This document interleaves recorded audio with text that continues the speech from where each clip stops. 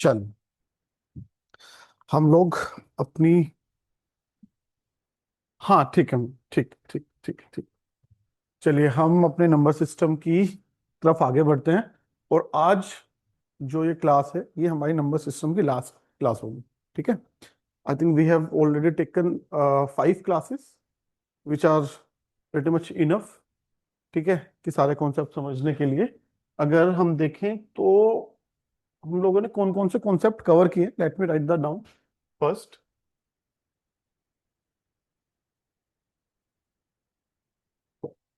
ठीक है, टॉपिक्स कौन से नंबर सिस्टम में हम लोगों ने कवर किए। ठीक। Number 1,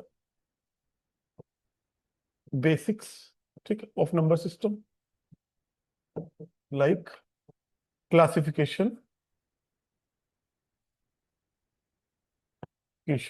of numbers. ठीक है, उसमें हम लोगों ने कवर किया है कि they are different types of numbers. ठीक है, और even, prime number, composite number. ठीक है, हम लोगों ने उनका यूजेस भी देखा है कि भाई किस तरीके से एक नंबर को यूज करके आप क्वेश्चन सोल्व कर सकते हैं आप। ठीक है, नंबर सिस्टम हो गया। उसके बाद डिविजिबिलिटी, है ना। We have also covered unit, digit. ठीक है, we have also covered remainder, है ना। आई होप कि अभी इन टॉपिक्स में कोई डाउट ऐसा नहीं होगा। अगर आपको डाउट है तो आप अपना डाउट पूछ तो सकते हैं। ठीक है, कमेंट डाल दीजिए या फिर किसी से थ्रू में हम लोग वो डाउट क्लियर कर देंगे। ठीक है, चलिए अब हम, और let me out one more topic which is fraction. Right, fraction का भी एक टॉपिक था। जो बच्चे ऑनलाइन हैं उन्हें आवाज क्लियर आ रहा है? प्लीज एक बार कंफर्म कर दीजिए, वीडियो और ऑडियो दोनों क्लियर है ना।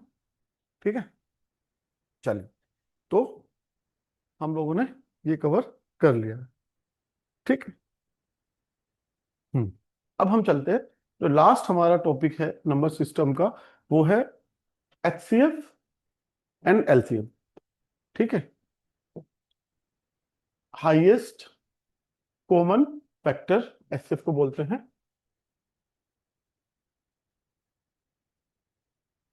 Highest common factor. ठीक है, एलसीएम को क्या बोलते हैं? Least common multiple. ठीक है, इसे एग्जांपल से समझते हैं इस चीज को। ठीक है, कि if I right few numbers, right, let me right 4, 5 और 6। अगर मैं अब आपसे पूछूं कि 4, 5, 6 का एचसीएफ क्या होगा? ठीक है, एचसीएफ का मतलब है हाईएस्ट कॉमन फैक्टर। ठीक है, अब मैं इसको एक एक करके इनके फैक्टर्स करता हूँ। ठीक, जैसे मैं 4 के फैक्टर्स करता हूँ, 4 के फैक्टर्स 2, 1। ठीक, 4 के फैक्टर्स हुए। 5 के ऐसे कोई फैक्टर्स नहीं होंगे, 5 से इसी डिवाइड होगा, 1। ठीक, लास्ट में आपको मेक श्योर करना है कि 1 है। ठीक है, 6 में 2, 3। सबसे पहले हम 2 से क्यों लेते हैं? ये 2 सबसे छोटा नंबर है। ठीक है, 1 से डिवाइड करने से ऐसा कोई डिफरेंस आता नहीं है। जब आप कोई भी नंबर 1 से डिवाइड करते हो तो सेम ही रहता है वो। तो इसलिए आप पहले 2 से ट्राई करते हो, फिर 3 से, ठीक है, फिर 5 से। एंड ऑलवेज रिमेंबर कि you always take prime number. ठीक, आप कंपोजिट नंबर से डिवाइड नहीं करते किसी भी नंबर। जब भी हम लोगों को एक कोई भी एक्सप्रेशन दिया हुआ है क्वेश्चन में, ठीक है, जैसे कि हम 4, 5, 6 का हम लोगों को क्या निकालना है? एचसीएफ निकाल लेना है ना। एचसीएफ निकाल लेना। ठीक है, हाईएस्ट कॉमन फैक्टर। ठीक है, यानी कि 4, 5 एंड 6 के बीच वो कौन सा हाईएस्ट नंबर है जो इनको डिवाइड करता है, इसका बेसिक ये सेंस है लेमन टर्म की। ठीक है, अब मैंने देखा 4 के जो फैक्टर्स हैं, अब मैं इनको जस्ट फॉर अंडरस्टैंडिंग 2 into 2 लिख सकता हूँ। ठीक है, और 5 में मैं क्या लिख सकता हूँ? 5। 6 में मैं क्या लिख सकता हूँ? 2 into 3। अब मुझे देखना है कि ऐसा कौन सा फैक्टर है जो सब में कॉमन है। ठीक है, वो मुझे इसमें से निकालना है। अगर मैं 2 देखता हूं तो यहाँ पे है, यहाँ पे है, लेकिन यहाँ पे नहीं है, तो मैं 2 नहीं ले सकता। ठीक। 5 देखता हूँ तो सिर्फ 5 एक जगह है, तो मैं 5 भी नहीं ले सकता। अगर मैं 3 देखता हूँ तो मैं 3 भी नहीं ले सकता, क्योंकि 3 भी सिर्फ 6 के साथ में है, बाकी नंबर्स के साथ में 3 नहीं। ठीक है। ओके। लेकिन अगर मैं ये लिखता हूं, अगर इसमें मैं 1 से मल्टीप्लाई कर दूं, इसमें 1 से कर दूं, और इसमें 1 से कर देता हूं, does it make any difference? 2 into 2 into 1 4 आता है, 2 इंटू 2 भी 4 आता है। That means when you don't have any number और any factor common, that means जो 1 होगा वही एक ऐसा फैक्टर होगा जो कॉमन होगा। ठीक है, वही हाईएस्ट फैक्टर होगा। इस केस में जो मेरा एचसीएफ आएगा, हाईएस्ट कॉमन फैक्टर निकल के आएगा, वो 1 निकल के आएगा। ठीक। एक तो ये वाली बात। अगर ये नंबर, अगर मैंने 4 5 6 लिए, ठीक है, अगर मैं इसकी जगह यहाँ पे यहाँ पे 4 ही रखता हूँ, ठीक है, लेकिन 5 की जगह मैं अगर 8 ले लेता हूँ, ठीक है, तो जब मैं 8 का फैक्टर्स करूंगा, प्राइम फैक्टराइजेशन करूंगा, 2 इंटू 2 इंटू 2, ठीक, 2 दूनी 4 दूनी 8, दैट मीन्स राइट। अब मुझे देखना हाईएस्ट कॉमन फैक्टर कौन सा है। ठीक है, 1 तो मैंने लिख दिया था, 1 तो हमेशा ही फैक्टर रहता ही, हर नंबर का फैक्टर है 1। ठीक है। अब देखना मुझे 2 एक यहाँ पे है, 2 यहाँ पे भी है, 2 यहाँ पे भी है, तो मैं 8 इंटू इसमें 1 में 2 लिख लेता हूँ। ठीक है। यहाँ पे एक और 2 है, यहाँ पे एक और 2 है, यहाँ पे 3 है। तो यानी कि जो फैक्टर तीनों में कॉमन होगा, जो भी नंबर्स दिए होंगे, वही फैक्टर आपको लिखना है, बेसिकली ये समझिए। इसका अब एचसीएफ जो आ जाएगा वो आ जाएगा 2। ठीक है ना? ये बात समझ आई? इसमें कोई डाउट? बताओ। ठीक। एचसीएफ हम लोग ऐसे कैलकुलेट करते हैं और ऐसे हम लोग निकालते हैं। ठीक है ना? एचसीएफ का बहुत सारे, जब आपने क्वेश्चंस देखे होंगे कि नंबर्स के आपको डिवाइड करना होता है, देखना होता है कि किस नंबर से कौन सा नंबर कटता है, ठीक है, उस जगह एचसीएफ का बड़ा रोल आ जाता है। ठीक है, तो भाई वो अगर आपको बोला हुआ है कि एक क्लास में 12 बच्चे हैं, दूसरी में 24 बच्चे हैं, अगर हम लोगों को उनको बैठाना है, लेकिन मेक श्योर करना है कि नंबर ऑफ स्टूडेंट्स दोनों क्लास में सेम रहे, तो वो कैसे निकालते हैं? ठीक है, उसमें एचसीएफ का रोल आ जाता है। ठीक है, तो इसलिए एचसीएफ जो है वो इंपॉर्टेंट चीज होता है समझना। ठीक है, अब एक दूसरा कॉन्सेप्ट है। ठीक है, अब हम लोग एलसीएम, यानी कि लीस्ट कॉमन मल्टीपल। ठीक है, मैं वो ले लेता हूँ फिर से, 4 5 एंड 6। ठीक है, हम लोगों ने वहां टाइम फैक्टराइजेशन किया था, 4 को क्या लिखा था, 2 इंटू 2। ठीक है। हाँ, 5 को आपने क्या लिखा था, 5 6 को 2 इंटू 3। हाँ, अब मुझे इसका एलसीएम निकालना है। ठीक है।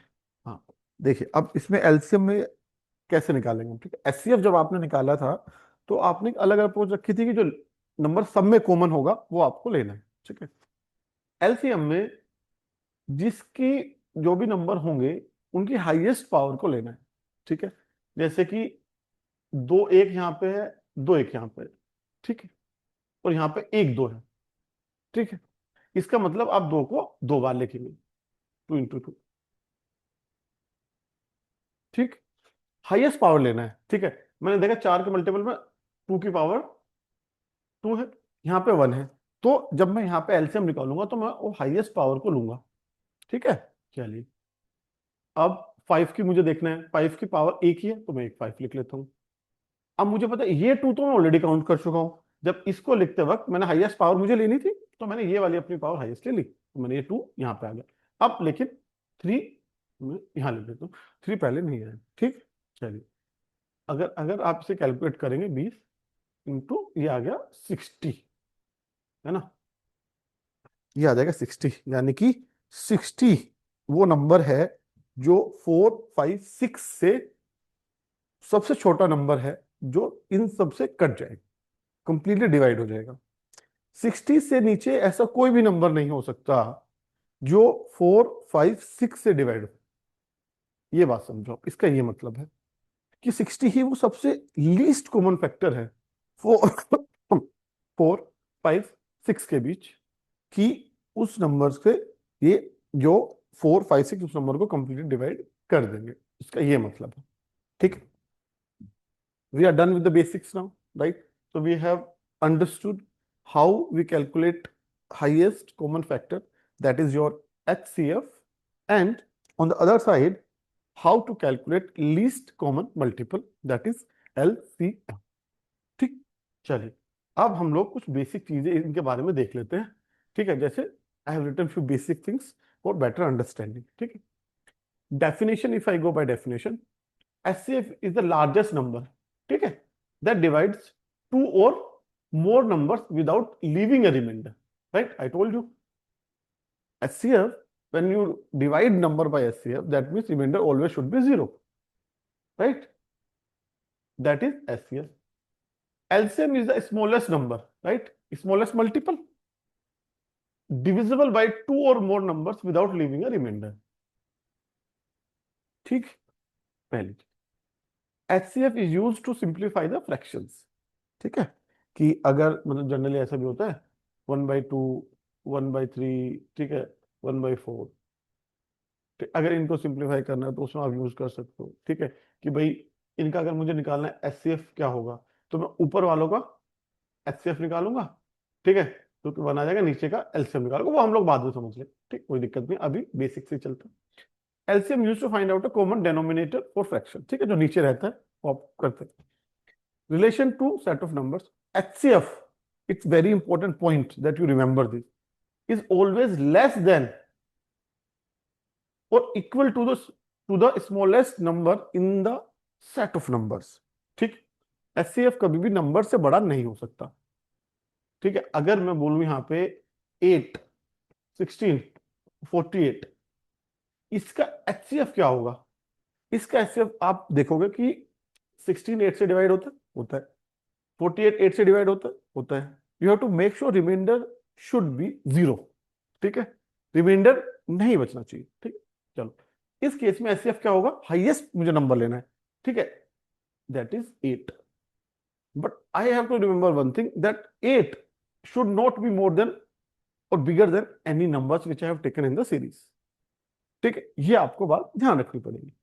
अब मुझे पता है मैंने 8 लिया है, तो 8 यानी कि लेस देन और इक्वल। लेस देन वाला केस हम लोगों ने यहां पे देखा था कि साहब अगर हम लोग जब कैलकुलेट करते तो HCF क्या आया था? एक बार 1 आया था और एक बार 2 आया था। जो नंबर जो लिए हैं 4 5 6 लिए थे, 4 8 6 लिए। ठीक है, ये बात मुझे लगता है समझ में आ गई होगी। ठीक है, आगे चले। हाँ, तो जो LCM is always greater or equal to the largest number, है ना? या तो जो LCM होगा इस केस में, जैसे 8 16 48, मुझे वो छोटा नंबर निकालना है ना, जिसको मैं इन नंबर से डिवाइड करूं तो रिमाइंडर शुड बी 0। मेरा ये टारगेट है। ठीक है, रिमाइंडर शुड बी 0, वो छोटा नंबर निकालना। ठीक है, अब अगर मैं इन लोगों का LCM निकालता हूं, ठीक है, 48 खुद को तो काटेगा, सही, 16 से 48 डिवाइड होता है, इंटू 3 कर दो, 16 इंटू 3 48 होता है। चलिए 8 से 48 डिवाइड होता है 8 इंटू 6 कर दो, तो इसका जो LCM आ जाएगा ना, वो 48 आ जाएगा। ठीक है, तो 48 वो सबसे छोटा नंबर है। अगर आप उसको जब डिवाइड करोगे 8 16 और 48 से, रिमाइंडर 0 बचेगा। उससे छोटा अगर आप नंबर लोगे, इसका मतलब वो नंबर सारे नंबर से नहीं कट पाएगा, और हमको पता है कि रिमाइंडर ऑलवेज शुड बी 0। तो 48 से अगर आप डिवाइड करते हो रिमाइंडर 0 बचेगा। इसलिए जो LCM होता है, जो लार्जेस्ट नंबर होता है, ठीक है, LCM जो भी लार्जेस्ट नंबर होता है उससे या तो, ठीक है, क्या होगा, बड़ा होगा या फिर उसके बराबर होगा। ठीक है, इतना आपको समझना है। ठीक, ये बात समझ आई है ना? आई होप यहां तक तो चीजें क्लियर है। ये छोटी छोटी बातें हैं कि इनका ध्यान रखना जरूरी है। क्वेश्चंस में जब आप सोल्व करोगे ना, देन यू विल अंडरस्टैंड कि ये इंपॉर्टेंट चीज है। कुछ लोग मतलब दूसरे नाम से भी जानते हैं ना, जैसे ग्रेटेस्ट कॉमन डिवाइजर हो गया, है ना, जीसीडी भी बोल बोल देते हैं एचसीएफ को। बात एक ही है भाई, वो कौन सा ग्रेटेस्ट नंबर है जिस इन सबको डिवाइड करता है, रिमाइंडर जीरो आएगा। ठीक है। अब तो इन सबको डिवाइड करने के लिए तो वन भी कर सकता है, टू भी कर सकता है, फोर भी कर सकता है। ठीक है, ये हमेशा याद रखना। लेकिन आपको क्या लेना है, ग्रेटेस्ट नंबर लेना है, विच इज 8। अगर मैं बोलूं कि यार 16 भी तो डिवाइड कर सकता है, लेकिन 16 8 को डिवाइड नहीं कर सकता, तो इसलिए आप 16 नहीं लेंगे एचसीएफ निकालते वक्त। ठीक है। इसलिए आप वो जो सबसे छोटा नंबर है, या तो वो या उससे छोटा कोई नंबर आएगा। ठीक है। इस केस में जो सबसे छोटा नंबर है वही एचसीएफ आपका बन गया। इस केस में जो सबसे बड़ा नंबर, इसलिए मैंने 8 16 48 सीरीज भी ली थी, जो समझाने में आपको आसानी से समझ आ जाए। ठीक। चलिए, इसको ग्रेटेस्ट कॉमन डिवाइजर बोलते हैं, और एलसीएम को क्या बोलते हैं, लीस्ट कॉमन डेनोमिनेटर, है ना। लीस्ट कॉमन डेनोमिनेटर मतलब वो सबसे छोटा नंबर जो को डिवाइड करने के बाद ना आपका जीरो आएगा। ठीक है। तो ये आपका ग्रेटेस्ट नंबर भी हो सकता है, जैसे इस केस में हुआ, है ना।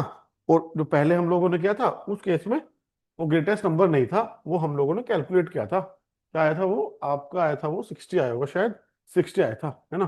तो 60 वो छोटा नंबर है, जब आप उसको 4 5 6 से डिवाइड करोगे तो रिमाइंडर जीरो आएगा।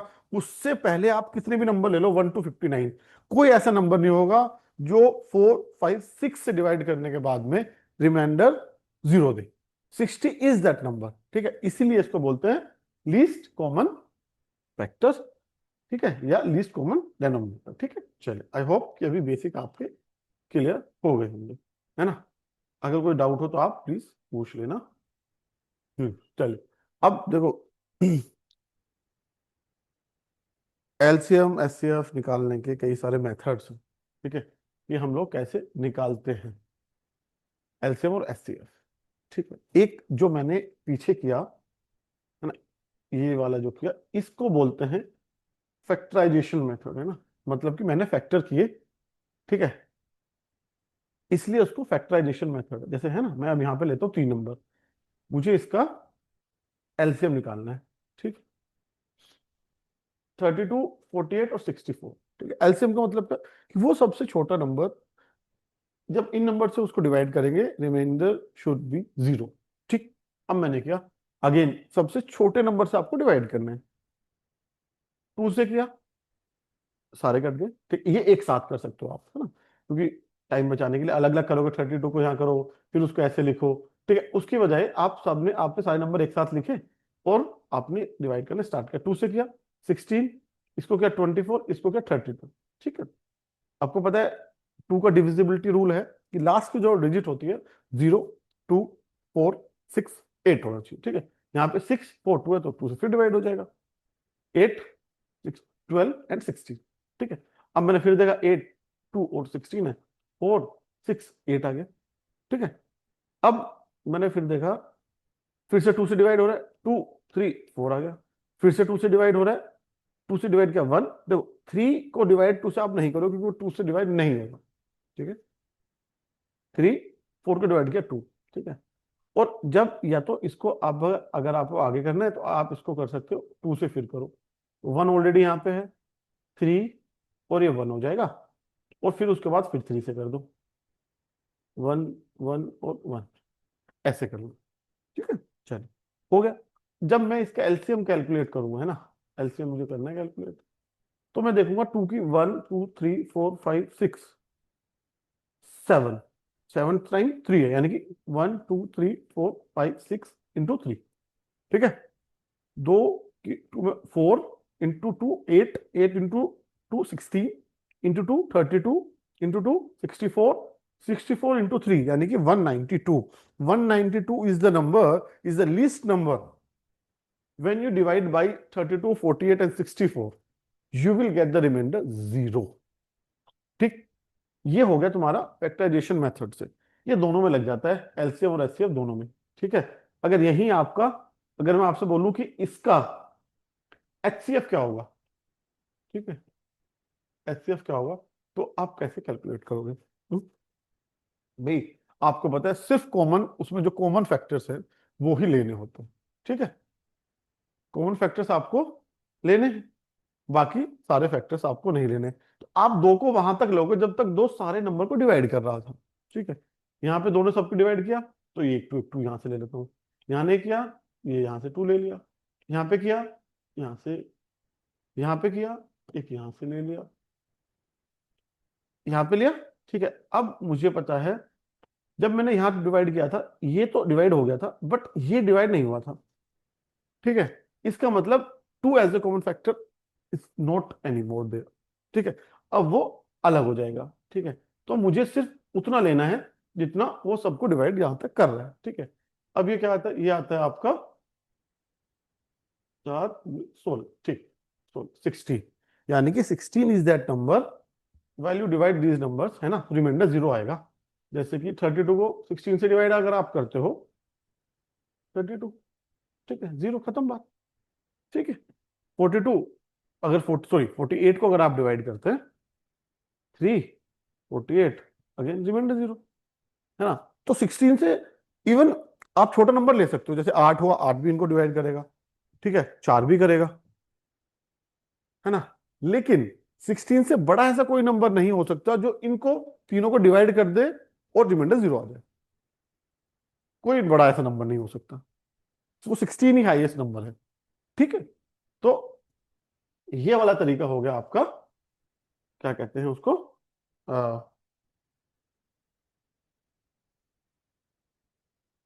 ये हो गया आपका फैक्टराइजेशन मेथड, है ना, एचसीएफ निकालने की जनरली जो यूज भी किया जाता है। अब ये एक है डिवीजन मेथड, है ना, कि भाई आप डिवाइड करके भी एचसीएफ निकाल सकते हो। ठीक है, जैसे कि दो नंबर आपने लिए 198 और 360। अब मैंने आपसे पूछा कि इसका आप एच सी एफ निकालो। ठीक है, आप कैसे करोगे इसको? ठीक है, तो आप इसको कैसे निकालोगे? ठीक है, तो जब आप डिविजिबिलिटी मेथड यूज करते हैं ना, 198 और 360, ठीक है, तो आप इसको निकालने के लिए, देखो ये बड़ा नंबर है, ये छोटा नंबर हमेशा होगा, ऐसा ही होगा, एक बड़ा और छोटा होगा। बड़े नंबर को आप छोटे नंबर से डिवाइड करोगे। ठीक है, यानी कि 360 को डिवाइड करोगे आप 198 से। ठीक है, ये डिवाइजर होता है, ये डिविडेंड होता है, और ये क्वोशिएंट होता है। 198 आया। ठीक है, अगर इसको डबल कर दोगे तो 400 के आसपास हो जाएगा, मुझे इतना तो लमसम समझ में आना चाहिए। ठीक है, अब मैं इसको माइनस करता हूँ 162। ये तब तक आपको डिवाइड करते जाना है जब तक ये पूरा डिवाइड ना हो जाए। ठीक है, अब अगेन लेकिन ये चीज याद रखनी है कि इससे इसको डिवाइड किया यहाँ आया, अब ये नंबर आपको फिर से यहां लिखना है जिससे डिवाइड किया। ठीक है, 162। ठीक है, 6, और ये, ठीक है, देखो यही हम लोगों ने यहाँ पे भी किया है। ठीक है, कि 198 से डिवाइड किया, 198 तो 64। ठीक है, 1 अगर आप डिवाइड करो तो 36 आता है। ठीक, आपको डिवाइड करते जाना है जब तक कि रिमाइंडर जीरो ना है।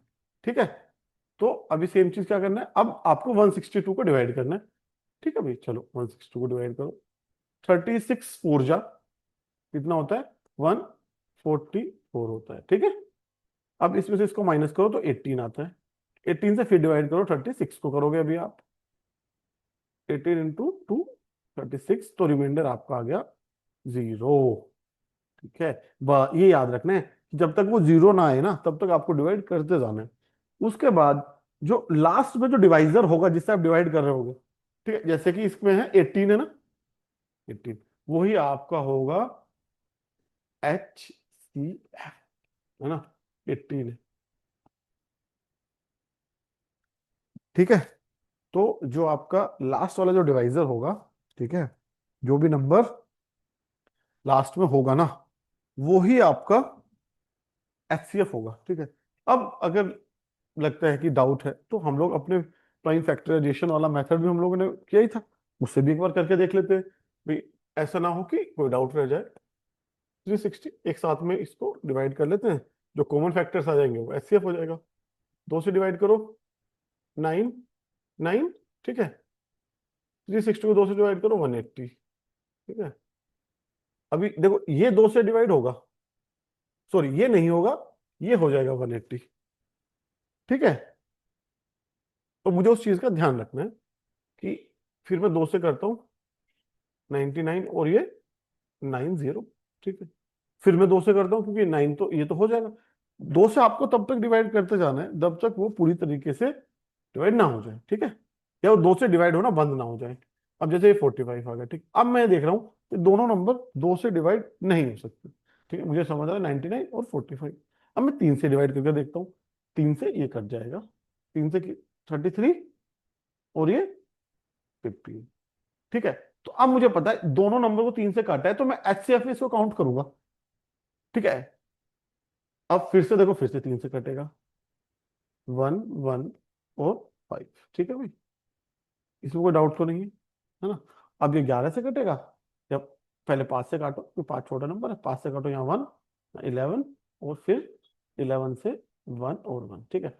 HCF में मैंने बताया था आपको ध्यान रखना है कि भाई वही फैक्टर्स लेने हैं कि जो दोनों नंबर्स को जिन्होंने डिवाइड किया हो, जो कॉमन हो, ठीक है।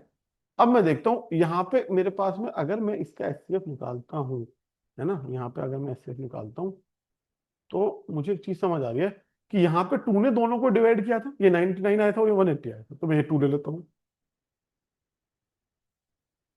यहाँ पे 2 ने सिर्फ 180 को डिवाइड किया, तो मैं ये 2 नहीं लूंगा। यहाँ पे सिर्फ 90 हो गया, मैं नहीं लूंगा। यहाँ पे 3 ने दोनों को डिवाइड किया, 33 आया, 15 आया, तो मैं ये 3 ले लेता हूँ। अब यहाँ पे भी 3 ने दोनों को डिवाइड किया, मैं फिर से 3 ले लेता हूँ, ठीक है। ये आपका 5 ने दोनों को डिवाइड नहीं किया, 11 डिवाइड नहीं किया, इसका मतलब 3 × 3 9 × 2 18, ठीक। वही आपका हो जाता है आंसर, देखो वही आंसर आपका होगा। ये भी सेम है, ये भी सेम है। तो कहने का ये मतलब है कि आप किसी मेथड से कर लो, है ना, एक उससे कोई ऐसा डिफरेंस नहीं आता है। अगर आपको पता है मैथ में तो आप कोई भी मेथड यूज करो, उससे क्या डिफरेंस आता है, ये डिपेंड करता है कि कहाँ पे कौन सा मेथड लग सकता है। उस चीज को आपको ध्यान रखना है। जहाँ में फैक्टराइजेशन इजी है तो take factorisation, otherwise division method में होता है, ठीक है ना। तो अगेन ये भी सेम चीज ही की गई है, दूसरे तरीके से किया गया है, ठीक है। जैसे 40 को अपने 2 से डिवाइड किया, 20 बचा, 20 को फिर अगेन डिवाइड करो 2 और 10 में, 10 को करो प्राइम फैक्टर्स में, इसको तोड़ लिया आपने, जैसे कि 2 × 2 × 2 × 5, ये 40 हो गया। 56 को भी आपने ऐसे किया, 2, ये 2, ये 2 और ये 7, ठीक है। प्राइम फैक्टर्स होने चाहिए, basically you have to make sure that. अब जो जो इसमें से कॉमन है, ठीक है, ये वेन डायग्राम से समझाया गया है, ठीक है। जैसे कि ये 40 है और ये 56 है, ठीक है। जो जो कॉमन है वो बीच में आ जाएगा, ठीक है। जो बीच वाला होगा यही आपका क्या होगा, HCF, ठीक है। तो बीच में कॉमन है वो आपका HCF होगा, ठीक। आपने देखा कि यहाँ पे 3 2 हैं और यहाँ पे भी 3 2 हैं, तो मैंने 3 2 को यहाँ पे लिख लिया, ठीक है, बीच में लिख लिया भाई, दोनों कॉमन है तो एक ही बात है। और यहाँ पे 5 40 में अलग से 5 को यहाँ लिखा, और 7 56 में एक्स्ट्रा 7 को यहाँ लिखा। अब मुझे पता है ये वाला जो पोर्शन है ये है आपका HCF, और अगर मैं बोल दूं ये पूरा जो है वो आपका है LCM, ठीक है। हाँ, अब जो LCM में क्या किया हम लोग, जितने भी नंबर्स है ना सबको मल्टीप्लाई कर दिया, जितने भी उनके थे, वेदर दे वर कॉमन और दे वर नॉट कॉमन, ठीक है, उन सबको मल्टीप्लाई कर दिया। 5 × 2 × 2 × 2 × 7, ठीक है। तो मल्टीप्लाई करने के बाद में आता है 280, ठीक है। 280 वो छोटा नंबर है, when you divide by 40 and 56 it will be completely divisible by both the numbers and there will be zero as a reminder, ठीक है। एक बात तो ये समझ लो आप, ठीक है, समझ आ गया। हम्म?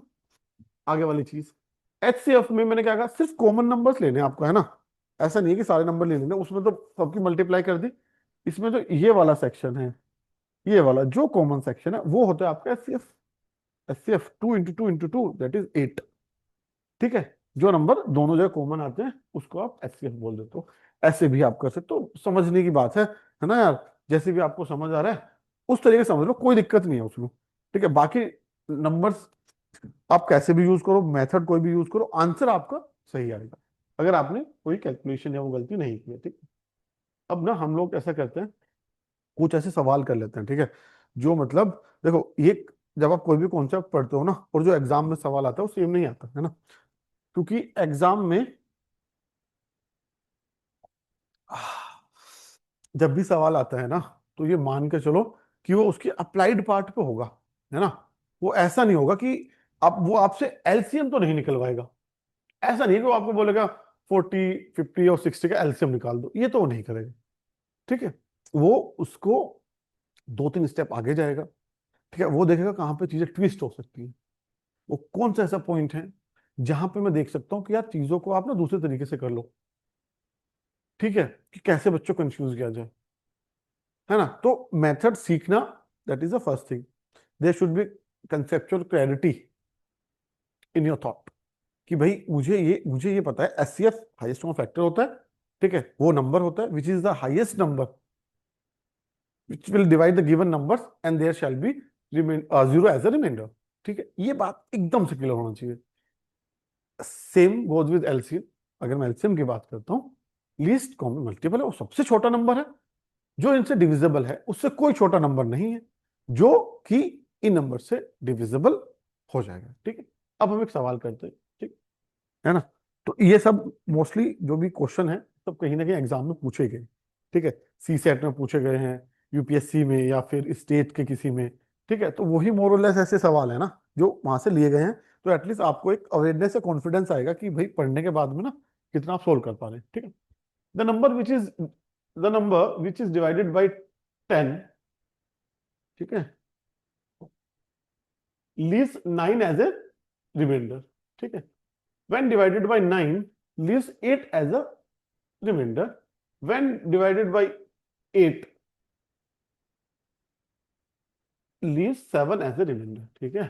कोई एक नंबर है ना। तो अब जैसे आप ऐसे समझो कि एक नंबर n मान लेते हैं ना, n डिवाइड किया किससे, 10 से, रिमाइंडर क्या आया आपका 9, ठीक। n डिवाइडेड किया किससे, 9 से, रिमाइंडर क्या आया 8, ठीक है। n को डिवाइड किया 8 से, आपका रिमाइंडर आता है 7, ठीक है। अब मुझे इसमें ये देखना है कि यार अब ये मैं कैसे करूँ, हैं? यार ये तो पढ़ा ही नहीं था अभी, एस एफ एलसीएम पढ़ा था डायरेक्ट, है ना, कि भाई हाईएस्ट कॉमन फैक्टर और लीस्ट कॉमन मल्टीपल, ये पढ़ा था। अब ये क्या आ गया, ये तो पढ़ा ही नहीं। हम्म, है ना। जब भी मैंने अभी आपसे कहा कि जो एग्जामिनर होगा वो आपसे एलसीएम और एचसीएफ कैलकुलेट कराएगा नहीं, है ना, लेकिन आपको ये समझना पड़ेगा कि उनका यूज कहाँ करना है, ठीक। अब जैसे एक नंबर था, ठीक, अब मैं एक चीज देख रहा हूँ कि मैं 10 में से 9 माइनस करता हूँ, ठीक है, तो 1 आता है, ठीक। 9 से 8 माइनस करता हूँ तो 1 आता है, 8 से 7 माइनस करता हूँ तो 1 आता है, ठीक है, आता है। तो इसको आप बोलो कॉमन डिफरेंस है ये। मतलब कि जो डिवाइजर है और रिमाइंडर है उनके बीच में हर केस में जो डिफरेंस है, वेदर यू डिवाइड बाई 10, 9 और 8, जो डिवाइजर और रिमाइंडर में डिफरेंस है वो 1 का ही है दोनों केसेस में, ठीक है। चाहे आप 10 से कर रहे हैं, 9 से कर रहे हैं, 8 से कर रहे हैं, ठीक है। जब इस तरह की एक सिचुएशन दी जाए, है ना, तब आपको समझना पड़ेगा ना कि यार 10 से 9 के बाद में आपका दिमाग एकदम काम करना चाहिए कि 1 का डिफरेंस है, 9 से किया तो 8 बचा, इनकी अगेन 1 का डिफरेंस है ना, रिमाइंडर और डिवाइजर में, ठीक है। ये आपने समझ लिया, ठीक है। अभी आप क्या करोगे, आपको कुछ नहीं करना। मैंने अभी हम लोगों ने सीखा है कि एलसीएम कैसे निकालते हैं, ठीक है। अब मुझे वो नंबर निकाल लेना है सिर्फ, वो सबसे छोटा number, that least common multiple which if divided by 10, 9 और 8 should leave 0 as a reminder. मुझे वो तो मुझे आता है ना, वो तो एलसीएम है, अभी हम लोगों ने सीखा है वो, ठीक है। तो अगर मैं जब निकालता हूं इनका 10 का 9 का और 8 का मुझे क्या निकालना है, एलसीएम निकालना है। ठीक, आगे प्राइम फैक्टराइजेशन पाता हूँ मैं, 2 से डिवाइड किया 5, ये 9 और ये 8। ठीक है, अब फिर से 2 से, सॉरी ये हो गया 4, आपका 4 हो जाएगा। हाँ, अगेन 2 से डिवाइड किया 5, नहीं डिवाइड होता, 9 नहीं डिवाइड होगा, 2 डिवाइड हो जाएगा। ठीक है, अगेन 2 से करो, 5, 9 और ये 1 हो गया। ठीक है, 1 तक आपको चले जाना है ना। अभी 3 पे आ जाओगे, 5, 3 और 1, है ना। अब ये छोड़ देना चाहिए, आपको पता है एक बार 3 से डिवाइड करना पड़ेगा, तो यहाँ पे 5, 1, 1 आ जाएगा, और यहाँ पे 5 करना ही पड़ेगा। ठीक है, यहाँ पे 1, 1 आएगा ना लास्ट में, तभी कैलकुलेट होगा। अदरवाइज अगर आप 1, 1 नहीं आ रहे तो कैलकुलेट नहीं होगा, गलत हो। ठीक है, अब मुझे निकाल लिया, इसका एलसीएम निकाल लेता हूँ, मुझे एलसीएम तो आता है यार, अभी तो सीखा मैंने एलसीएम निकालना, है ना। 2 × 2 × 2, तो यानी कि मैं इसको, है ना, 8 ही लिख देता, 8 आसान है। 3 × 3, 9 लिख देता हूँ, × 5, है ना। अब मुझे कैलकुलेट करना है। ठीक, अब मेरा काम होना चाहिए ना मेरी लाइफ इजी बनाने का। अब तो या तो मैं इसे कैलकुलेट करूँ, 8 × 9 नोट है 72, गुना 5 करूँ 360। ठीक है, अगर लेकिन मैं स्मार्ट हूँ, मैं कोशिश करूंगा कि एक जगह जीरो ले आता हूँ। मैं 8 और 5 की मल्टीप्लाई कर दिया, 40, 40, 40 × 9, 4 की 9 में मल्टीप्लाई कर दो, 36, यानी कि 36 और 0, ये हो गया, खत्म। ये मेरा आंसर है, सॉरी मेरा मतलब है, ये मेरा एलसीएम है इस क्वेश्चन। ठीक है, 8, 9 और 10 का एलसीएम ये है। ठीक है, अब मुझे एक चीज समझनी है कि यार ये एलसीएम आ गया और मुझे दिया हुआ है कॉमन डिफरेंस जो है, ठीक है, वो है 1 आपका। ठीक, अगर कॉमन जो भी कॉमन डिफरेंस है 1 की जगह यहाँ पे 2 होता, तो तीनों केस में 2 बचना चाहिए, तभी क्वेश्चन बनेगा ना। अगर डिफरेंस सेम नहीं है, ठीक है, डिफरेंस अलग है, तो क्वेश्चन बनना फिर इम्पॉसिबल हो जाएगा। फिर कैसे बनाएगा, हर बार वो अलग बन जा रहा है, उससे तो क्वेश्चन ही नहीं बना पाओगे आप, है ना। तो क्वेश्चन ही आपका इसलिए बना कि there is some sense, right. आपने देखा कि मेरा एलसीएम है 360। ठीक है, अगर इस केस में, है ना, जब रिमाइंडर और डिवाइजर के बीच जो कॉमन डिफरेंस है वो सेम रहे, ठीक है, और रिमाइंडर हर केस में अलग है, एक में 9 है, 8 है और 7 है, ठीक है, लेकिन कॉमन डिफरेंस सेम है, उस केस में आपको अपना फाइनल नंबर जो आएगा, आपका जो वैल्यू ऑफ एन होगी, वो होगा एलसीएम, ठीक है, माइनस कॉमन डिफरेंस, ये निकालना है आप। ठीक है, अब मुझे पता है एलसीएम मैंने निकाला 360, कॉमन डिफरेंस क्या है मेरा, 1 है, तो आंसर मेरा आ जाएगा 359। और ये कौन सा ऑप्शन है, ऑप्शन नंबर सी। ठीक, बस इतना करना, इसके अलावा कुछ नहीं करना। अब आप 359 से डिवाइड करके देखो। ठीक है, मतलब ऐसा हो ही सकता है ना कि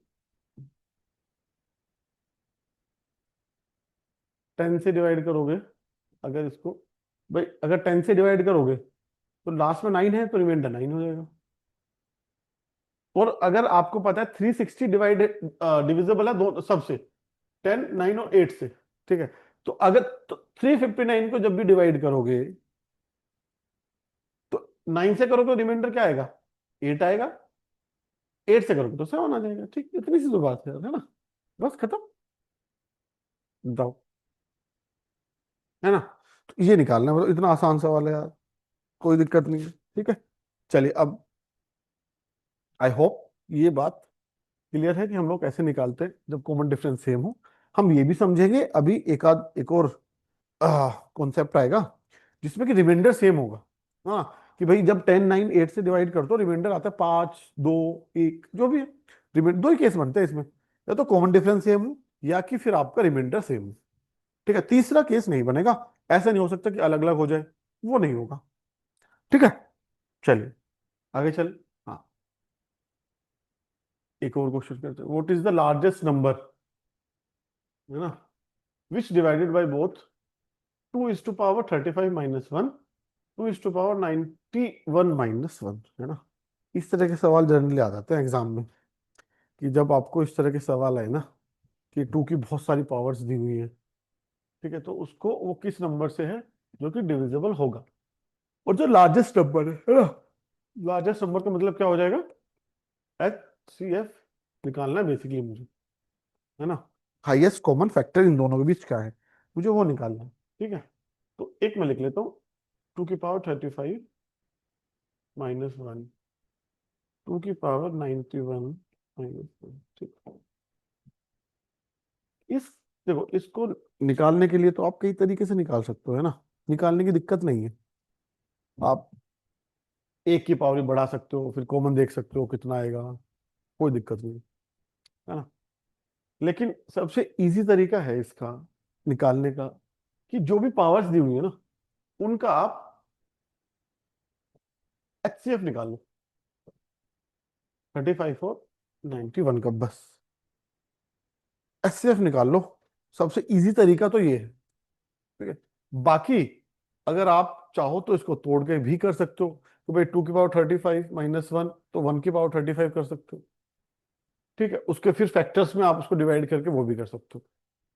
ठीक है, वो तो एक तरीका है, लेकिन अब लोगों को जरूरत नहीं वो करने की ना।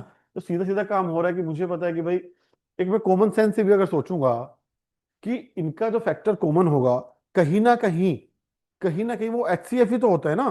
जो लार्जेस्ट कॉमन फैक्टर होता है वो एचसीएफ होता है। तो मैं अगर पावर का एचसीएफ निकालता हूं, तो मेरा काम आसान हो जाएगा। तो अब ये देखो, 2 से डिवाइड नहीं होगा, ठीक है, क्योंकि 5 और 1 है। अब 3 से देखना है मुझे, ये 10 होता है, 8 होता है, 3 से नहीं होगा। 3 के बाद फिर 5 से देखना है, हाँ मुझे पता है 5 से ये 7, बट 91 नहीं होगा। ठीक है। तो एचसीएफ में कॉमन फैक्टर लेना है, तो ये तो हम लेंगे भी नहीं, 5 तो नहीं लेंगे, लेकिन वो डिवाइड हो रहा है। अब ये 7 से करना है, 7 से कटा 1, 7 से 13 आ जाता है, ठीक है। अब ये 13 से हो गया, है ना। तो अब मैंने देखा कि जो कॉमन फैक्टर है वो 7 है। ठीक है। तो जो इसका एचसीएफ है वो है आपका 7, जो पावर्स है ना। अब आपको देखना है, इसका मतलब यह है कि 2 की पावर 7 माइनस, अगर यहां माइनस 1 है तो 1 कर दो, खत्म बात। 2 की पावर 7 क्या होता है? 16 दूनी 32, 24 64, ठीक है, ये हो गया 128। और जब हम माइनस में है, याद रखना, ए माइनस में है तो माइनस, प्लस है तो प्लस, -1, ये हो गया 127, आपका आंसर आ गया। बस इतना करना है। ठीक है। और अगर इस तरह के सवाल में अगर तुम कंफ्यूज भी हो जाओ ना कभी, एक बार ऑप्शंस भी देख लेने चाहिए, है ना।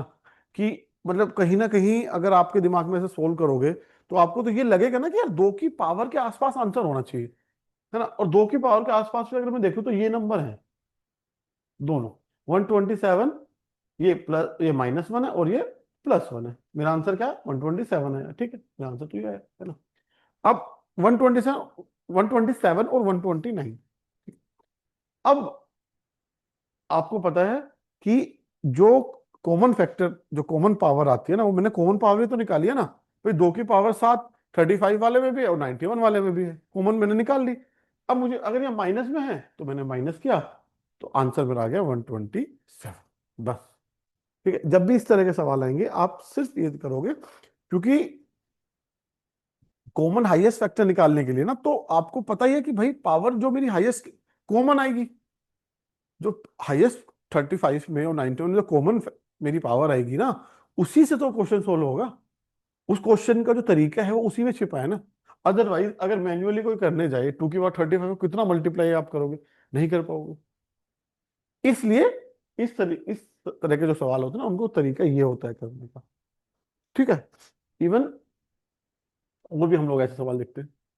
ठीक है, देखो अब एक किस पर, two numbers are in the ratio of 5:7, ठीक है, the product of their LCM HCF is 1:635, then the sum of the numbers will B.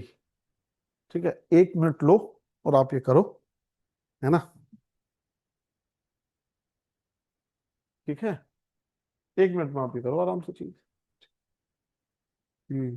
दो नंबर्स हैं, उनका रेशियो दिया है 5:7, ठीक है, and product HCF and LCM का दिया है 1:635, then sum of their number. ठीक है। हम्म मैं एक बात आपको ना, एक बात और एक्सप्लेन कर देता हूँ पीछे ही। कहाँ गया वो स्लाइड? कहाँ पे था? हम्म,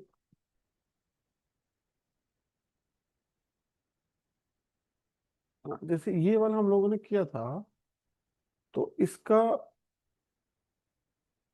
एच सी एफ वन आया था, है ना? तो इसका एच सी एफ क्या पाया? एच सी एफ इसका वन था ना? हाँ, वन था।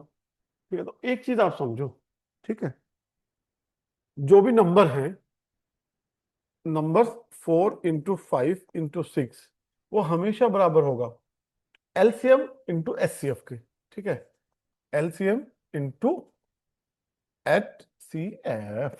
ठीक है, अब ये क्या था? 60 × 1। ठीक है, ये 60 आया मेरा इस साइड में। ठीक है, अगर मैं 4 की मल्टीप्लाई करता हूं 5 में, what do I get? Then how did we calculate 60? Okay, 1 second, we missed.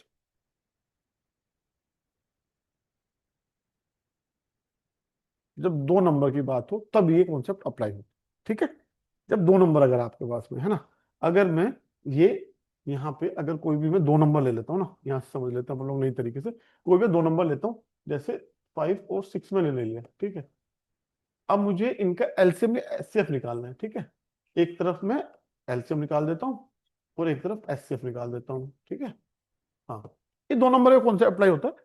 उससे ज्यादा भी नहीं होगा क्योंकि मल्टीपल जो आपके वो होंगे वो रिपीट करने लग जाएंगे, इसलिए इसका एलसीएम अगर मैं देखता हूँ तो 5 × 6 30, एचसीएफ इसका कितना आता है? 1 आता है। ठीक है, अभी मैंने बोला प्रोडक्ट ऑफ नंबर्स, यानी कि इनको मल्टीप्लाई कर दो, 5 × 6 बराबर होगा एलसीएम और एचसीएफ के प्रोडक्ट के, 30 × 1। ठीक है, ये हमेशा समझना, तो 30 इज इक्वल टू 30। ठीक, ये है ना, ये कॉन्सेप्ट है, ये समझ लो आप, कि जब भी कोई दो नंबर होते हैं तो दो नंबर के जो एलसीएम आएगा और एचसीएफ आएगा वो उनके प्रोडक्ट के बराबर होगा, है ना? क्यों? अगर हम इस चीज को बस थोड़ा सोच भी ले, इवन यार कॉमन सेंस से सोचते हैं कि एचसीएफ तो मेरा वो नंबर है जो हाईएस्ट कॉमन फैक्टर है दोनों में, और एलसीएम है वो लीस्ट मल्टीपल है। ठीक है, तो highest common factor, least common multiple, दोनों नंबर के बीच ही रहेंगे, एक ज्यादा रहेगा एक कम रहेगा, या बराबर भी रह सकते हैं। इसका मतलब कि नंबर का जो प्रोडक्ट होता है वो उनके एलसीएम और एचसीएफ के प्रोडक्ट के बराबर होता है।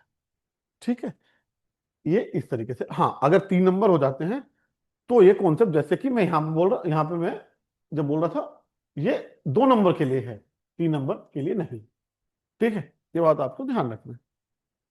ठीक है, कि ये जो product of LCM and HCF is equal to product of numbers, ये जब दो नंबर्स होंगे तभी ये अप्लाई होता है, तीन नंबर में अप्लाई नहीं होगा। ठीक है, हाँ, चलिए अब हम आते हैं उस क्वेश्चन पे ना, इस क्वेश्चन को हम कर रहे थे, ये तो आपका, चलिए आइए, आप अभी ये क्वेश्चन हम लोगों ने कर लिया है, अब इस वाले सवाल पर आ जाओ। ठीक है ना, कि two numbers are in the ratio of 5:7, है ना?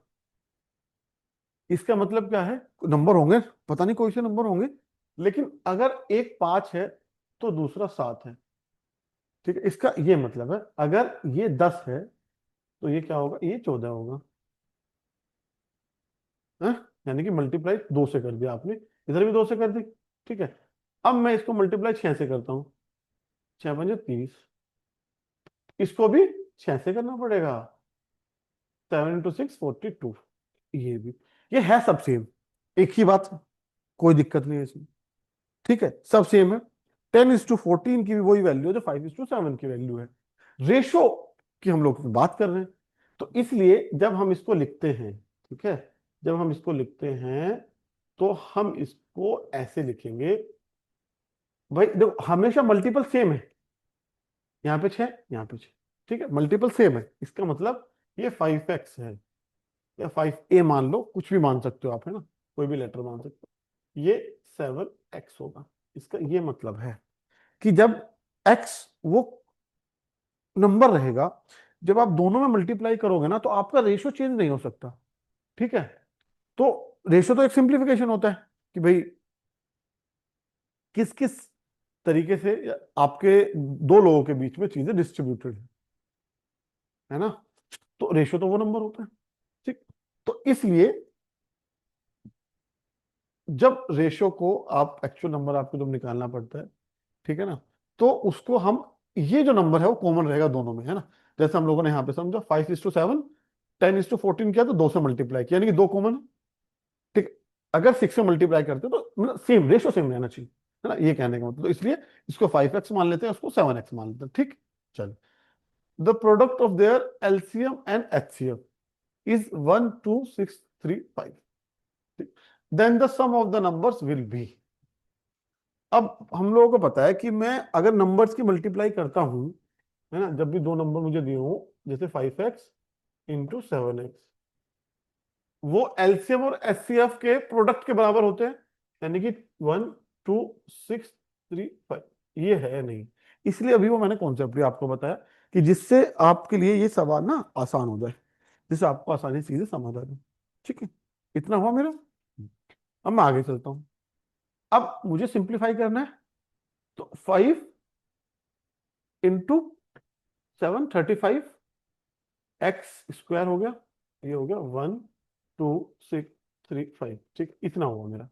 अब मुझे 35 यहाँ पे डिवाइड में आ जाएगा, तो x² बराबर 1 2 6 3 5 डिवाइड बाई 35। या तो तरीका है कि मैं इसको वहां डिवाइड करके दूं, करके देखता हूँ साइड में, या एक तरीका कि मैं यहीं इसको सिंप्लीफाई कर लेता हूँ। ठीक है, जैसे कि मुझे पता है ये 5 से कटेगा, ये भी 5 से कटेगा, ये 5 से कटेगा 7 आ जाएगा, ये 5 से कट के दो, दो बचेंगे, पंजे, एक बचेगा, दूनी और सत्ते। ठीक है, अब मैं देखता हूँ ये 7 से डिवाइड हो रहा है नहीं हो रहा है। 7 3 जा, ठीक है, 4 2 6 जा और 1, ठीक है, ये 361 आया। ठीक है, तो x² की जो वैल्यू आई ना, वो 361 आई। अब x की वैल्यू के लिए आप रूट कर दोगे उधर, √361। अगर आपको पता है कि भाई, अब ये बेसिक, आप देखो यहाँ पे आई बेसिक कैलकुलेशन, या तो आप इसे कैलकुलेट करो, ठीक है, आप जाओ मेथड यूज करो, ठीक है, डिवाइड करो, इधर से पेयर बनाओ और वो करो, या आपको पता होना चाहिए कि ये 19 का स्क्वायर है 361। तो मुझे पता है 19 का स्क्वायर 361 होता है, मैंने डायरेक्ट 19 लिख दिया। इसका मतलब x की वैल्यू 19 आ जाती है आपका। अब पूछा क्या है, the sum of numbers will be, है ना, तो या तो मैं 19 की इन दोनों नंबर्स में मल्टीप्लाई कर देता हूँ, 19 इंटू 5 इंटू 19, है ना, प्लस 7 इंटू 19। ठीक है, ये करो तो 95 आता है, प्लस ये आपका आएगा 133। ठीक है, अब ये 8, 9 और 3 12, और एक 9 और 3 12 का 2, और ये 2। ठीक, ये आ गया 228। आंसर क्या है, बी आंसर, 228 ऐसे आप निकालोगे। ठीक है, आई होप कि आपको अच्छे से समझ आ गया। ठीक है, हाँ, इसमें एक चीज का बड़ा रोल है, जो इस तरह के जनरली सवाल रहते हैं ना, कि ये वाला जो पोर्शन है ना, जहाँ कैलकुलेशन का पोर्शन है, अगर आप इसमें ज्यादा जल्दबाजी दिखाओगे तो you are tend to make mistake. इस वाले पोर्शन को आपको ध्यान से तसल्ली से देखना है। ठीक है, इस पोर्शन में गलती नहीं करनी है। ठीक, तो इस पोर्शन में गलती नहीं करनी है ना, कि भाई मल्टी और सिंप्लीफाई करते वक्त आपसे गलती ना हो, क्योंकि गलती होती है सारा क्वेश्चन फिर गलत हो जाएगा। और अक्सर ऐसा होता है जब हम जल्दबाजी में करते हैं ना, सही नहीं करते। ठीक है, इसलिए ये वाली चीज ध्यान रखनी है। बाकी मुझे लगता है एज सच शायद मोर और लेस आप लोगों को समझ आ गया होगा। ठीक है, और इस तरह के सवाल जनरली एग्जाम में ही आते हैं, है ना, इस तरह के ही सवाल आते हैं। ठीक है, आप ये मान के चलो कि जितने भी क्वेश्चन, इवन यूपीएससी का सी सेट होता है, या स्टेट का सी सेट होता है ना, हरियाणा, यूपी, या फिर राजस्थान, एमपी, जो भी है, मतलब जिस स्टेट का है ना, तो अगर आपने ये concept, specially the number system वाला पार्ट, है ना, वो चाहे कोई भी एग्जाम हो आपका, हम्म, कोई भी स्टेट का हो, यूपीएससी का हो, सबसे इंपॉर्टेंट ये टॉपिक अगर है तो ये टॉपिक है, बिकॉज ये ओपन एंडेड टॉपिक है ना।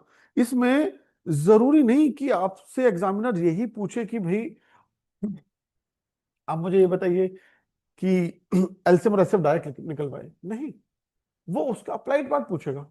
और अप्लाइड में उसके पास इतना स्कोप बन जाता है कि आह, वो आपसे कुछ भी पूछ सकते हो, कहीं भी आपको कंफ्यूज कर सकता है। इतने सारे स्कोप है इसके अंदर, फ्रिंज एलिमेंट्स है छोटे छोटे से, है ना, कि कौन सा रिमाइंडर, रिमाइंडर में अगर पूछे तो कुछ भी रिमाइंडर पूछ सकता है कि उसको 10 गुना करके किससे डिवाइड किया।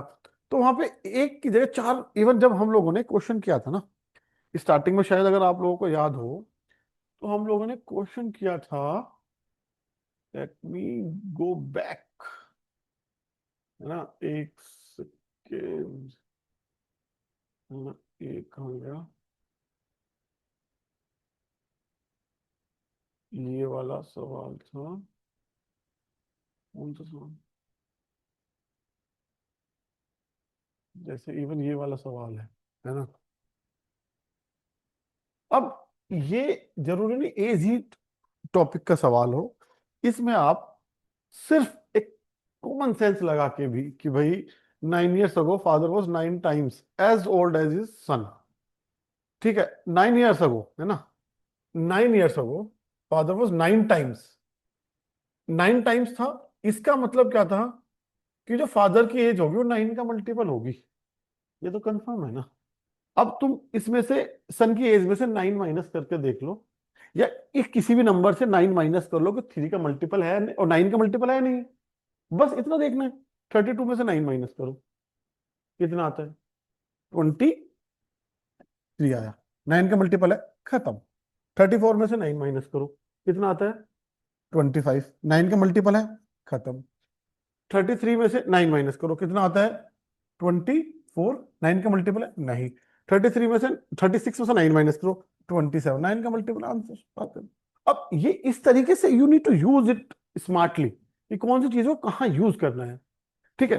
तो इसमें आपने बेसिकली किया कुछ नहीं, इसमें आपने प्लस माइनस किया है ना, और प्लस माइनस हम बचपन में सीख जाते हैं, लेकिन उसके यूजेस कहाँ कहाँ पे हैं, सबसे बड़ा इंपॉर्टेंट पार्ट वो होता है, ठीक है, कि भाई आप एक छोटी से छोटी चीज को आप कहाँ उसे यूज कर रहे हो और कैसे यूज कर रहे हो, ठीक है, वो आपके ऊपर है। अदरवाइज तो ये सब तो होते ही रहेगा, ये छोटी छोटी चीजें हैं, है ना, तो ये तो होती रहेंगी।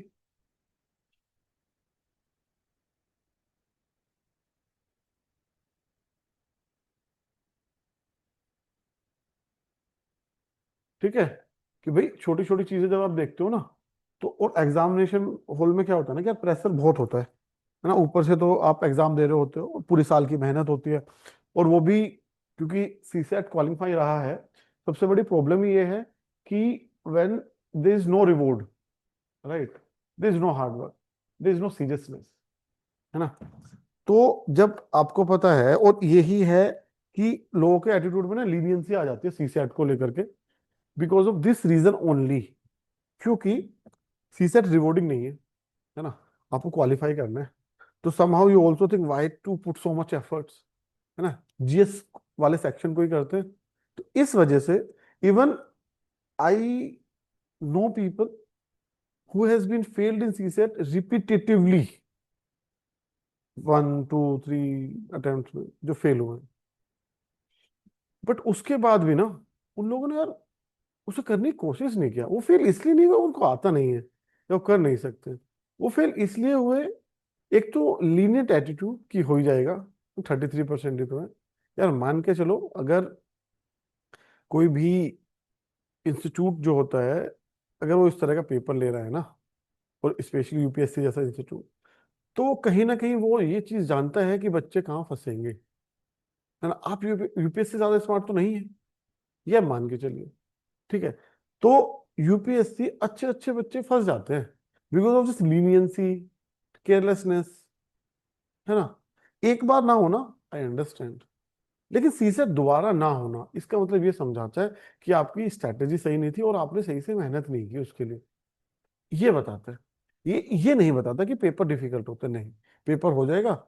और इसमें तो ये भी अच्छी चीज है कि आप थोड़ा प्रैक्टिस कर लो, जीएस वाला सेक्शन तो ऐसा है कि भाई कहाँ से क्या पूछ ले, यू नोबडी नोज, है ना, जीएस में तो आपको कुछ भी पूछ सकता है वो, लेकिन सीसेट में तो फिक्स है ना चीजें कि भाई अगर देखा जाए आप नंबर सिस्टम समझेंगे तो उसके क्वेश्चन प्रैक्टिस करेंगे तो आप उसे सोल्व कर लेंगे पेपर में जाकर, ऐसा ही है। ठीक है, तो इस केस में देखा जाए तो चीजें रिलेटिवली आसान है। बट क्योंकि एक फोबिया भी रहता है कुछ बच्चों में कि यार मैथ नहीं पढ़ते हैं, सोचेंगे कि कॉम्प्रिहेंशन से आप निकाल लीजिए पेपर या फिर रीजनिंग से निकाल लीजिए, ऐसा नहीं होता है। ठीक है, अब मान के चलिए अगर आपको यूपीएससी का सीसेट स्पेशल निकालना है तो without all the three sections, ठीक है, आप एक सेक्शन में कितने भी अच्छे क्यों ना हो आप पेपर नहीं निकाल पाओगे। ठीक, तो इसलिए जरूरी है कि सारी चीजों को अच्छे से कवर किया जाए, है ना। चलिए अभी हम लोग आते हैं अगले सवाल पे अपने। ये हो गया 220, आपका आंसर हो गया, ठीक है। चलिए अब आ जाओ इस सवाल पे। ठीक, अब ये भी उसी तरह का सवाल है। The sum of two numbers is 528, their HCF is 33, है ना।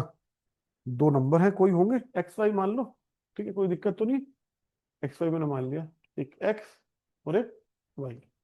और जो एक्स और वाई का जो सम है ना वो 528 है। ठीक है, ये याद रखना है ना भाई, कि जो एक्स और वाई को जब मैं जोड़ देता हूं तो जो आता है ना वो 528 आता है। Very good, B is answer, हाँ। ठीक है, तो जब मैं एक्स और वाई को जोड़ा तो 528 मेरा आंसर आता है। Their HCF is 33। The number of pairs of numbers are possible. आपके पास में 1 मिनट का टाइम है, आप प्लीज इस क्वेश्चन को करो। ठीक है,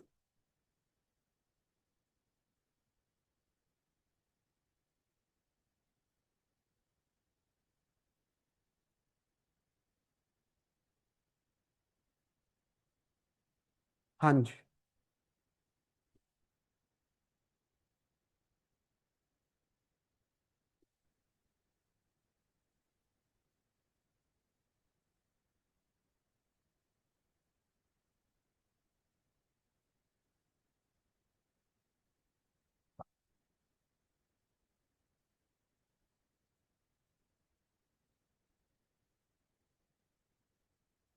हम्म, चलिए, किसी का आंसर आया? ओके, चलो ठीक है, करते हैं इस सवाल को फिर से। ये भी आसानी सवाल है देखा जाए तो। हाँ, their HCF is 33 and the number of pairs are possible. ठीक है, कोई नंबर है एक्स और वाई, ठीक है, एक्स वाई मान लो। तो जो उनका सम है वो 528 है। ठीक है, और एचसीएफ है 33। इसका मतलब ये है कि एचसीएफ देखो, हम लोगों ने वहां भी ये चीज पढ़ी थी, है ना, कि अगर मैं 6 और 8 का एचसीएफ निकालूं तो क्या आएगा। ठीक है, ये 2 into 3 होता है और ये 2 into 2 होता है, तो कॉमन मुझे देखना, एक दो कॉमन है, दो आ जाएगा।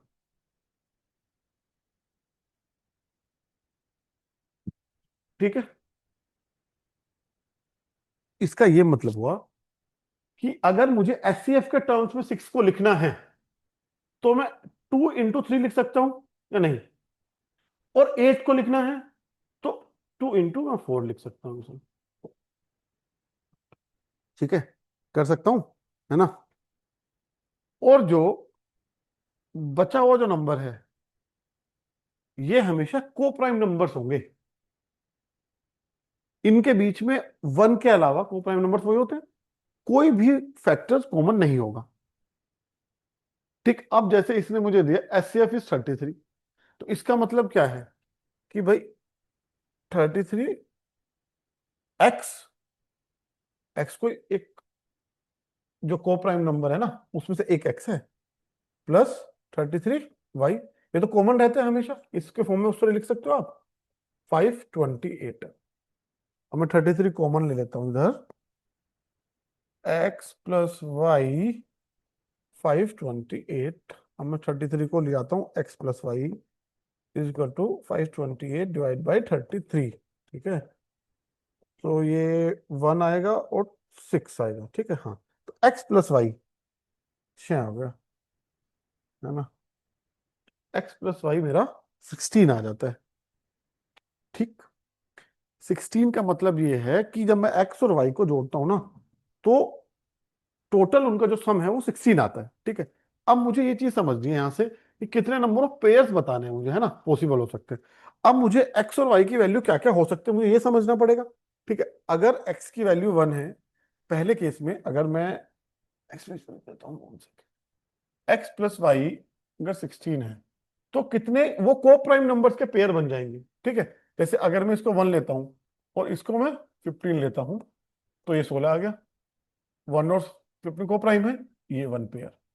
अगर इसमें 2 लेता हूं और इसको 14 लेता हूं तो 16 आता है, को प्राइम नहीं है, 2 14 का फैक्टर है।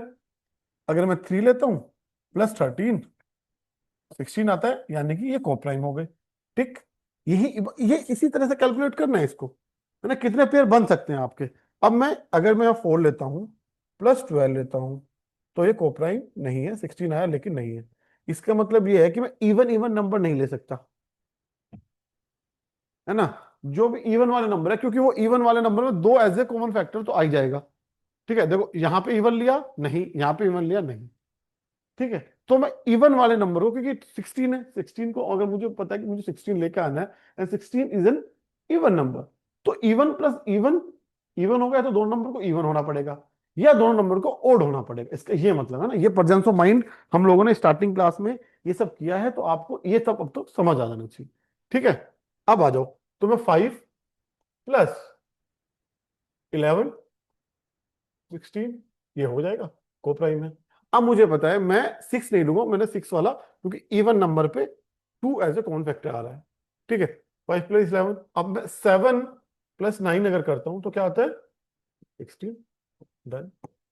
अब जैसे ही मैं आगे जाऊंगा, अब ये क्या हो जाएगा, 9 प्लस 7 हो जाएगा, जो कि सेम रिपीटेशन है, सेम नंबर आ जाएंगे। यानी कितने पेयर बने, 1 2 3 4। ठीक है। अब आ जाओ क्वेश्चन पे, तो ऑप्शन में क्या है, 4, यानी कि ए इज द करेक्ट आंसर। ठीक है। तो इस तरीके से निकालना है, तरीका वही है। पहले आप ये समझ लो कि एच सी एफ को मैं इसलिए आपको बोल रहा हूँ कि बहुत तरीके से लिखा जा सकता है ना। जैसे इस तरीके में मैंने 6 और 8 से एग्जाम्पल्स आपको बताया कि मैं जो एच सी एफ है वो तो कॉमन हो जाता है, ठीक है, दोनों तरफ। और उसके बाद दो नंबर बचते हैं, दे आर को प्राइम टू ईच अदर। ठीक है, ये बात समझ लो आप। ठीक है। को प्राइम का नंबर का we have already done in our I think first और second class, that those number which has only one as a common factor, they are co-prime to each other. ठीक है। It is not necessary that they are prime numbers, but when I see 15 and 14, so between 15 and 14 there is only one factor which is common, that is 1. ठीक है। Neither 15 nor 14 are prime numbers, but they are co-prime to each other. ठीक है। So don't get confused with prime number, right, and co-prime number, right. Co-prime could be positive composite number as well as prime numbers also. ठीक है। चलिए, I hope ये चीज बात समझ में आ गई होगी आपको। ठीक है। अगर नहीं आई है तो आप लोग बाद में भी कर सकते हैं। ठीक है। ये लास्ट क्लास है नंबर सिस्टम की, मुझे लगता है इसके बाद नंबर सिस्टम मोरलेस खत्म है ना। उसके बाद चीजें नहीं बचेगी। ठीक। उसके बाद अगर आपको डाउट आते तो आप पूछ सकते हैं, बट मेरी तरफ से मुझे लगता है इतना इनफ हो गई है, 5 से 6 क्लासेस, उसमें आपको सवाल टैकल अप कर लेने चाहिए। ठीक। चलिए, इसके भी हम कुछ क्वेश्चन और कर लेते हैं अभी, उसके बाद में इसको वाइंड अप करते हैं। ठीक है। अब the sum of two numbers is 1215। ठीक है। And their HCF is 81 again. तो हम इसे क्या कर सकते हैं, 81x प्लस 81y, ये तो कर ही सकते हैं ना, इसमें कोई दिक्कत नहीं होनी चाहिए। ठीक है। सम सम यानी कि 1215। ठीक है भाई। चलो, if the numbers lie between 500 and 700। ठीक है। जो नंबर्स की जो रेंज है ना, वो 500 से 700 के बीच की रेंज है, ये आपको याद रखना है। ठीक है, उसी रेंज में है। तो then sum of their reciprocals of the numbers, sum of the reciprocals of the number, यानी कि नंबर को उल्टा कर दो, एक के बटे में कर दो। बेसिकली रेसिप्रोकल यही होता है कि एक के बटे में उसको उल्टा कर दीजिए, है ना। So what will be the sum of their reciprocals. ठीक है, ये आपको बताना है। ठीक। करो आप इसे, एक मिनट या 30 सेकंड में करूँ, देखो अब थोड़ा जवाब दो फिर। अब तक तो मुझे लगता है क्वेश्चन हो जाने चाहिए अब तो, है ना। अब तो ऐसा दिक्कत आनी नहीं चाहिए इन सारे सवालों में। ठीक है,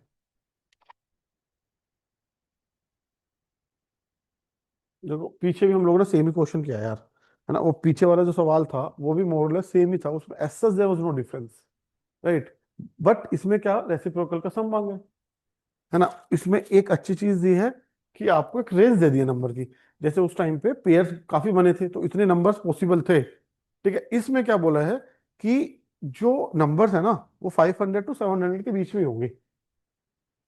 ठीक है, अगर मैं, मुझे पता है एक्स और वाई कोप्राइम है, 81 में कॉमन निकाल लेता हूँ बाहर, इसके बटे में आ जाएगा। ठीक है, जो अभी हम लोगों ने यहाँ पे किया था, है ना, बार बार तो अपन लोग कर नहीं सकते ना। ये जो किया था 33 बाहर लिया था ना, सेम चीज हम इसमें भी करेंगे। ठीक है, कि 81 बाहर आ जाता है, ठीक है, 81 बाहर ले लेते हैं, इसके बटे में ले जाते हैं, तो एक्स प्लस वाई क्या आ जाएगा, ये देखो अब 1215, अब डिवाइड बाई 81 हो गया। अब मेरे, या तो इसे डिवाइड कर लूँ, या तो एक ये तरीका है, या मुझे पता है सिंप्लीफाई ऐसे ही कर लेते हैं, ये 9 से कट जाएगा, और ये 6 7 8, ये भी 9 से कट जाएगा। 9 से अगर इसको काटते हो तो आपका आता है 1। ठीक है, फिर कितना बचा, 3 1, 27 और 5। ठीक है, इसको काटो 9 से तो 9 आता है। फिर देखो 9 से 5 6 7 8 और एक 9, ये कट जाएगा फिर से, ये आ जाएगा 15। ठीक है, इसका ये मतलब है कि एक्स प्लस वाई 15 है ना। ठीक है भाई, है ना, बढ़िया है। कोई डाउट, यहाँ तक समझ आया। एक्स प्लस वाई 15 ही है। ठीक, चलो, इसका मतलब ये है कि अब मुझे एक्स और वाई की वैल्यू देखनी है जो 15 के आसपास रहे। अब उसने मुझे बोला है कि 500 और 700 के बीच नंबर लाई करता है। ठीक, इसका ये मतलब है अगर मैं 81 से किस नंबर की मल्टीप्लाई करूं कि वो 500 से ऊपर जाए। स्मार्टनेस तो यही हुई ना, 81 से किसकी मल्टीप्लाई करोगे आप। अब एक एक करके तो सारे पेयर्स तो आप लिखोगे नहीं, सारे पेयर्स लिखने की कोई सेंस भी नहीं है। आपको पता है कि मुझे 81 से जो भी एक्स की वैल्यू आएगी ना, वो 81 से मुझे उसको मल्टीप्लाई करना ही है। ठीक है, और जब मुझे 81 को मल्टीप्लाई करना है, ठीक है, तो मैं ये देखूं ना 81 में किसकी मल्टीप्लाई करने के आसपास वो नंबर कौन सा आ जाता है जो 500 से ऊपर चला जाए लेकिन 700 से नीचे रहे, ये देखना है मुझे। ठीक है, चलो, अब मैंने देखा कि भाई 81 को मैं लेता हूं, 81 में अगर मैं 5 की करूं तो 80 गुना 5 करता हूँ, 8 में 40, 400 होता है, यानी कि उससे ज्यादा नंबर बड़ा लेना पड़ेगा। ठीक है, तो मैं 6 नहीं 7 नंबर लेता हूँ, है ना। मैं 7 की मल्टीप्लाई करता हूँ, 7 एकन 7, 7 अठे 56।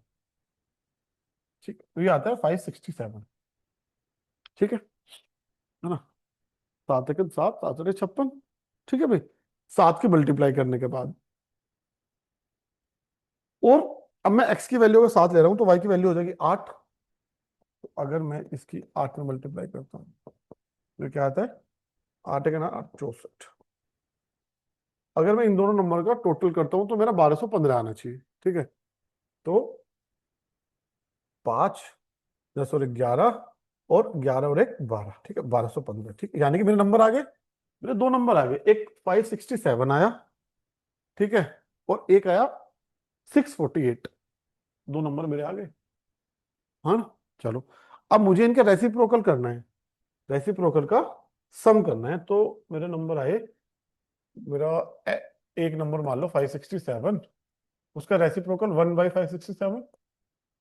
ठीक है, और दूसरा नंबर मेरा क्या आया, वाई, वी सी 648।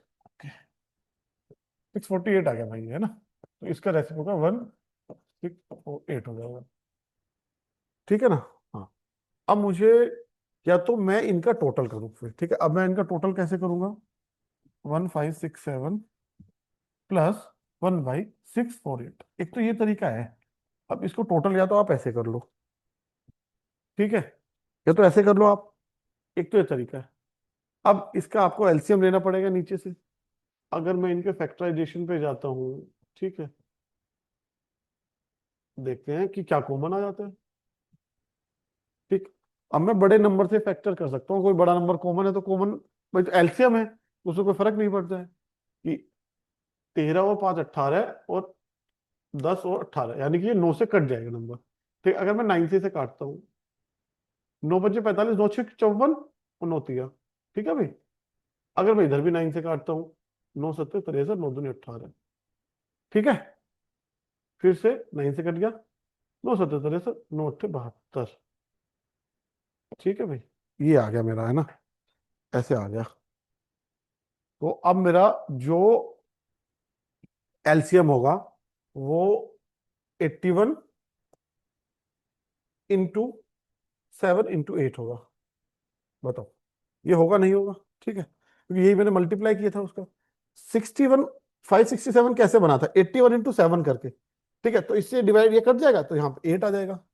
प्लस 648 कैसे बना था? 81 और 8 की मल्टीप्लाई करके, तो ये 7 आ जाएगा। ठीक, अब ये क्या हो जाता है?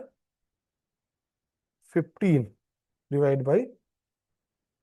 81 × 7 × 8। ठीक है, अब मुझे पता है मैं सिंप्लीफाई कर सकता हूँ किसे? इसको 3 से काटता हूँ 5, इसको काटता हूँ तो 27। ठीक है, अब मैं ऑप्शंस पे चला जाता हूँ। क्या ऑप्शंस में कुछ ऐसा दिया हुआ है क्या? देखो, 5 तो सारे ऑप्शंस में है। ठीक है, यहां से तो मेरा काम बनेगा नहीं। ठीक है, तो ये ऊपर 5 था, नीचे था 27 × 7 × 8, ये था। ठीक है ना, तो अब नीचे वाला नंबर 9 से यानी कटना चाहिए। ठीक है, अब मैं देखता हूँ, 2 16 ये कटता है। ठीक है, 6 7 8 9 ये भी कटता है, और ये 3 7 8 ये भी कटता है, और ये भी कटता है। ठीक है, अब मैं देखता हूँ 7 से कौन सा नंबर कट रहा है। ठीक है, तो अब ये कटता है 7 से ये नहीं कटता, तो ये यहाँ कट जाएगा। ठीक है, 7 4 8 4 8 ये भी नहीं कट। ठीक, अब 2 नंबर आपके पास बचे। ठीक है, अब लेकिन अगर आप ऐसे ही मौखिक देखोगे यार, तो अगर आप इवन ज्यादा कंफ्यूज हो, लास्ट डिजिट देख लो आप। ठीक है, 7 के साथ में कौन? 49, यानी कि 9 × 8, 9 8 72, यानी कि 2। 2 है, तो मेरे पास एक ही ऑप्शन बचा, 2 वाला, ये। ठीक है, और ये चीज ना आप बहुत पहले भी कर सकते थे, मतलब इतना तो क्योंकि मुझे एक्सप्लेन करनी पड़ी है चीजें। ठीक है, लेकिन ये इतना क्वेश्चन लंबा जाना नहीं चाहिए था, है ना। आपको ये चीज यही समझ लेनी चाहिए थी कि 80 के मल्टीपल हैं दोनों 81 के। ठीक है, तो मुझे वो सब करने की एक्चुअली जरूरत नहीं थी। जब रेसिप्रोकल में मैं आया ना, मुझे करने की जरूरत थी नहीं एक्चुअली इतनी सारी चीजें। ठीक, मुझे ये चीज वहीं समझ लेनी चाहिए थी कि यार ये तो ना 81 के मल्टीपल में होंगी चीजें, काफी हद तक, है ना। तो 81 के अगर मल्टीपल में चीजें समझता, तो मैं कहीं ना कहीं ये चीजें इसी ऑप्शन से कहीं सोल्व कर लेता, ये मैं कर सकता था। ठीक है, अगर मैं एलसीएम भी अगर इन दोनों का लेता ना, तो मुझे पता है 7 8 करके मैं करता, 7 + 8 15 हो जाता। ठीक है, 15 को जैसे ही आप सिंप्लीफाई करते, तो 27, अगर आप 27 का मल्टीपल भी देखोगे तो उससे भी सवाल हो जाएगा, और 7 का देखोगे तो उससे भी हो जाएगा। 7 से देखो ये नहीं करता है, 7 से ये नहीं करता है, तो 7 से बचे कितने आपको? 2 नंबर, 2 नंबर में आप देख लो। और इवन 8 का मल्टीपल देख लो, 8 से कौन सा करता है? ठीक है, 8 से 8 चौक 32, 5 8 ये नहीं करता, खत्म। तो ये 8 से करता है, 6 2 नहीं करता है। ये 8 से करता है, 3 8, 6 8 नहीं करता है। ठीक है, इवन अगर आपको चेक करना था, तो आप डायरेक्टली 8 से आप चेक कर लेते कि भाई 8 का भी मल्टीपल है, तो उससे वो चीजें आसान हो जाती। लास्ट के 3 डिजिट चेक करने थे, 512 की पावर 8 के और 3 ही होता है, 512। तो वहां तक कर सकते थे आप इस सवाल को। तो क्योंकि कैलकुलेशन इतनी ज्यादा हम लोगों को नहीं करनी है, कोशिश करना है कि ऑप्शन से ही हम लोगों का काम चल जाए, है ना। तो अब एक और क्वेश्चन करते हैं हम लोग। Let me see how many questions we are left with. ठीक, अब हमारे पास में 2 से 3 सवाल बाकी है। ठीक है, तो वो कर लेते हैं।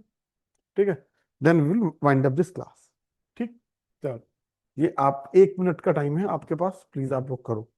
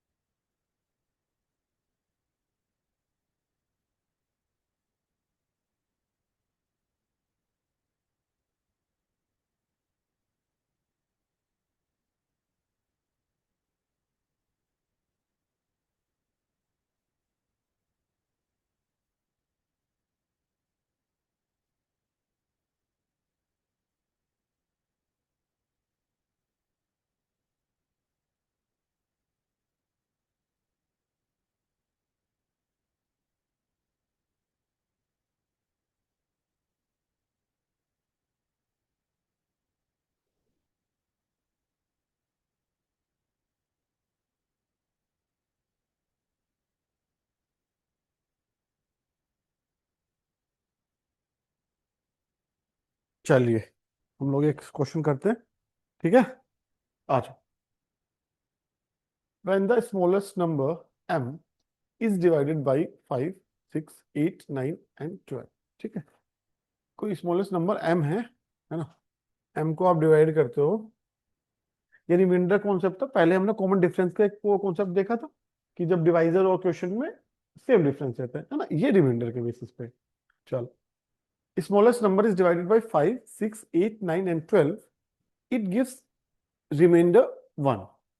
मतलब कि r आता है 1 ईच केस, ठीक है ना भाई। चल, each case and m is also divisible by 13, यानी कि जो m होगा वो 13 के मल्टीपल में कोई नंबर होगा। इसका ही मतलब वो what will be the reminder when m will be divided by 31, है ना। जब वो सेम नंबर जो m है 31 से आप उसे डिवाइड करते हो तो आपका रिमाइंडर क्या होगा, आपको ये बताना है, ठीक। हम लोगों को अगेन हम लोगों ने अभी वो कॉन्सेप्ट पढ़ा है कि भाई स्मॉलेस्ट नंबर है, ठीक। अगर मैं इसकी जगह आपको बोल दूं कि 6 और 7 से वो कौन सा स्मॉलेस्ट नंबर है डिवाइड करने के बाद रिमाइंडर 1 आता है, बताओ। 6 और 7 में से मैं पूछता हूँ कि 6 और 7 को किस नंबर, वो कौन सा नंबर है, किस नंबर से ये डिवाइड ये करेंगे उसे, तो रिमाइंडर 1 आएगा, ठीक है। आप बोलोगे सर इनका एलसीएम लो, पहले तो एलसीएम क्या था 42, उसमें +1 कर दो 43 हो गया, वही सबसे छोटा नंबर है। नहीं तो ये उससे पहले ऐसा कोई नंबर नहीं है, ठीक है। वो कॉमन नंबर निकालना है आपको। अदरवाइज आप 7 से 6 को डिवाइड करो, रिमाइंडर 1 आता है। क्या 7 को 7 से डिवाइड करने में रिमाइंडर 1 आता है? 0 आता है। ये नंबर नहीं ले सकते आप। तो नंबर आप वो ही लोगे जो दोनों नंबर को डिवाइड करे ना, और रिमाइंडर तब आपका 1 आए, या जो भी रिमाइंडर बोला गया 1, 2, 3, है ना। तो इसमें भी सेम चीज है, ठीक है। तो अब मुझे पहले इनका एलसीएम लेना पड़ेगा, ठीक है ना, कि भाई 5, 6, 8, 9 और 12 का एलसीएम क्या होगा, है ना। एलसीएम लेने के बहुत तरीके हैं। एक तरीका आप ऐसे भी सीख लो कि भाई अगर जल्दबाजी में करना, वो फैक्टराइजेशन कब तक करते रहोगे, है ना। तो मुझे देखना है एलसीएम में मैं सारे फैक्टर्स लेता हूँ, ठीक है, उनके हाईएस्ट जो पावर होती है ना। अगर मुझे एलसीएम निकालना है, मैं देखूंगा कि यहाँ 5 है, ठीक, एक 5 आ गया यहाँ से, गुना 6 कैसे बनता है, 2 गुना को 2 गुना 3, 6 लिख दिया। 8, 8 कैसे बनता है, 2 को 3 बार मल्टीप्लाई करके, तो 2 तो एक बार तो मल्टीप्लाई यहाँ है, तो एक बार और एक बार और, डन। 8 मेरा आ गया। अब 9 कैसे बनता है, 3 गुना 3, एक 3 तो यहाँ है, तो ये 3 आ गया मेरा, ठीक है। 12 कैसे बनता है, 4 गुना 3, तो 4 गुना 3, 4 से 12, तो ये होगा टोटल ये, ठीक है। इस तरीके से करना सीखो आप, है ना। तो ये मैं इसलिए ये किया भी है कि एटलीस्ट जब आप करेंगे तो आपके लिए चीजें आसान हो जाएंगी, है ना। कि भाई हमेशा ऐसा नहीं होता यार कि आप बेसिक मेथड यूज करते रहो, है ना। तो अभी आपको कुछ नहीं करना, इसमें डायरेक्ट आपने लिख दिया कि ठीक है ये फैक्टर्स हैं मुझे दिख रहे हैं, मैं डायरेक्ट लिख दी, ठीक। अब मैं इनके मल्टीप्लाई करता हूँ। 5 दूनी 10, 3 तिया 9, चौक 36, 10 गुना 36, देखो, है ना। इस तरीके से सिंप्लीफाई कर लो, 360 हो गए, ठीक है भाई, है ना। चलो, अब 360 हो गए। अब जैसे कि we know reminder is 1 in all the cases, then what you do, तो आप क्या करते हो, जो नंबर आप निकालते हो ना, 360 प्लस 1 निकालते हो, है ना, उसमें जो एलसीएम आता है उसमें आप जो रिमाइंडर होता है ऐड कर देते हो, ठीक है, 361। अब लेकिन इसमें यहां दिक्कत क्या है कि ये आंसर तो हो नहीं सकता, है ना। इसे 13 से डिवाइड करने के बाद भी जो वो बोल रहा है कि भाई रिमाइंडर 0 आता है, 13 का मल्टीपल है, ठीक है। 13 का मल्टीपल इसका ये मतलब हुआ ना। तो ये 360 + 1 है, 13 को मैं इससे अगर डिवाइड करता हूं तो क्या कटेगा, 26, ठीक है, बचे 10 और एक 7 91, बचे 9, यानी कि रिमाइंडर 9 आता है जब मैं इसको डिवाइड करता हूँ। रिमाइंडर है 9 मेरा, है ना। तो यानी कि ये तो नंबर नहीं है भाई, इन्हें नहीं। हम्म? ये तो वो नंबर नहीं है, क्योंकि ये 13 का मल्टीपल नहीं है। ठीक है, तो अब कैसे करेंगे हम लोग, है ना। हम लोगों ने रिमाइंडर थ्योरम अच्छे से पढ़ा हुआ है। ठीक, अगर मैं यहाँ पे 360 प्लस 1 डिवाइड बाई 13 करता हूँ, तो मेरा रिमाइंडर आता है 9। ठीक है, मैं इसको ना ऐसे लिख देता हूँ, रिमाइंडर लिख देता हूँ 9। ठीक है ना। इसको मैं अलग अलग भी कर सकता हूँ और साथ में भी कर सकता हूँ। और मुझे अलग अलग इसलिए करना पड़ेगा क्योंकि मैं मुझे इसमें मल्टीप्लाई करनी पड़ेगी किसी नंबर की, और वो तब तक देखना पड़ेगा जब तक रिमाइंडर 13 से डिवाइड करने के बाद जीरो ना आ जाए। ठीक है, अगर मैं जाऊं इससे नेक्स्ट नंबर कौन सा होगा, तो मैं देखता हूं इसका मल्टीपल क्या है, 720। ठीक है, 720 होगा, इसमें +1 करके 13 से डिवाइड करना है मुझे। इसको करो देखो, 13×5 65, कितना बचा, 7 0, फिर 5 5 यहाँ से बचा और एक यहाँ से, तो रिमाइंडर 6 बचता है। अब आपको ये करते कहाँ तक करते जाओगे, ठीक है, जहां तक वो डिवाइड नहीं होगा, है ना। या तो उसको ऐसे करते रहो कि 36×3 करो फिर 1 करो फिर डिवाइड करो, 36×4 करो फिर 1 करो डिवाइड करो, या तो ये करो। ठीक है, लेकिन अगर आप लोगों ने स्मार्ट अप्रोच लगाई जो हम लोग रिमाइंडर में कर चुके हैं, ठीक है, क्योंकि रिमाइंडर वाला टॉपिक हम लोगों ने अच्छे से किया है। ठीक है, उसमें आपको क्या, अगर मैं इसको 360 को मैं 13 से डिवाइड करता हूँ, ठीक है, 13 से मैंने डिवाइड किया, 2 26, 10 0, 91, 9 बचा। तो रिमाइंडर तो भाई 10 बचेगा ना इस केस में, हाँ 10 बचेगा रिमाइंडर। ठीक, तो ये 9 बचा। ठीक है, 13×2 26, 10 0 63 क्या, 9, रिमाइंडर बचा आपका 10। ठीक है, तो यानी कि मैं इसको 9 + 1 डिवाइड बाई 13 लिख सकता हूँ, नहीं लिख सकता हूँ, बताओ। बताओ लिख सकता हूँ या नहीं। 9 + 1 डिवाइड बाई 13, मैं इसको लिख सकता हूँ या नहीं लिख सकता हूँ, ये बताओ। बात एक ही है या नहीं है, जो हम लोगों ने अब तक किया है उसके हिसाब से। हम्म? ठीक, कर सकते हैं। हाँ, अभी आप, या तो आप बहुत ज्यादा कैलकुलेशन पसंद करते हैं, तो आप इस वाले मेथड में जाओ। उसके बाद आपने यहाँ पे 2 से मल्टीप्लाई किया था ना, अब आप 360 को 3 से मल्टीप्लाई +1 डिवाइड बाई 13 वो करो। ठीक है, ये तो एक तो वो मेथड है आपके हिसाब से, अगर वो आपको करना है तो करते जाओ करते जाओ, जब तक वो 13 का मल्टीपल ना बन जाए रुकना मत। ठीक है, और मुझे लगता है उसको करने में ना एक ही क्वेश्चन में शायद आधा पेपर से खत्म हो जाएगा, है। ठीक है, या तो एक अपन लोग, लेकिन हम लोग तो इतना कैलकुलेशन पसंद नहीं करते, तो हम लोग तो अपनी स्मार्ट अप्रोच अपनाएंगे ना, कि भाई ये 9 + 1 डिवाइड बाई 13, रिमाइंडर मेरा यहाँ 10 आता है ना। अब मैं क्या करूंगा, मैं 9 का वो मल्टीपल देखूंगा जिसमें मल्टीप्लाई करके जब 13 से डिवाइड हो तो रिमाइंडर 12 बचे, और उसमें मैं एक जोड़ दूं तो रिमाइंडर 0 बच जाए, है ना।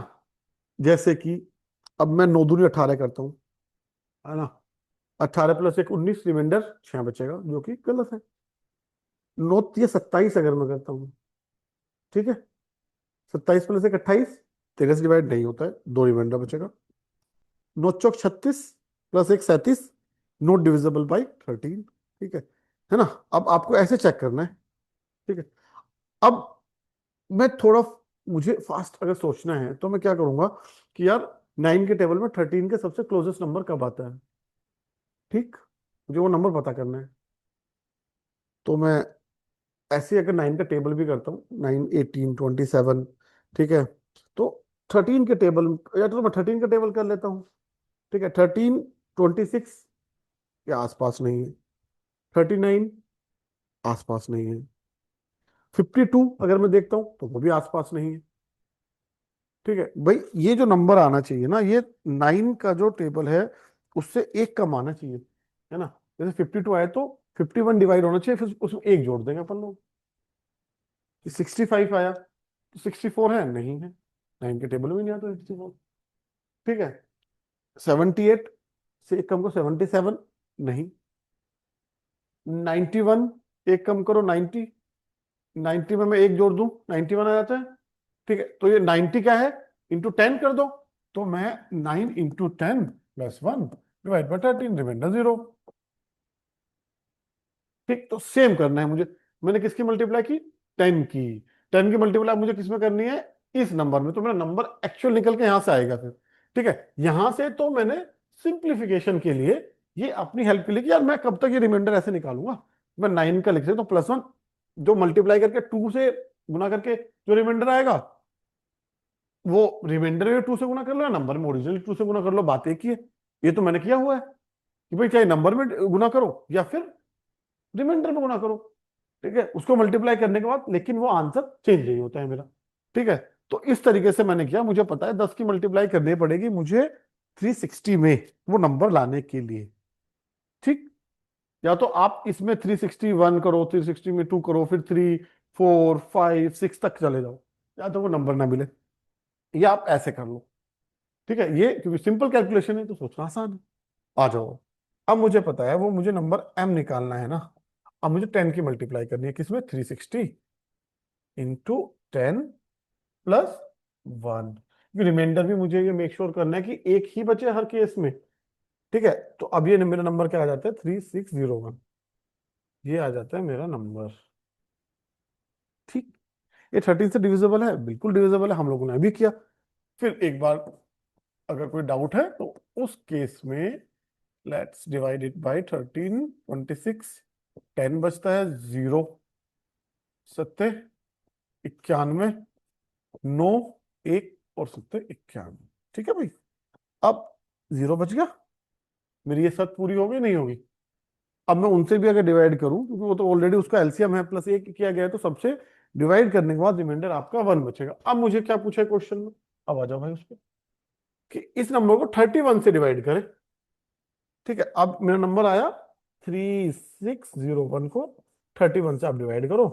देखो 1, 31, 5, 0, 1, 31, 19 और 1।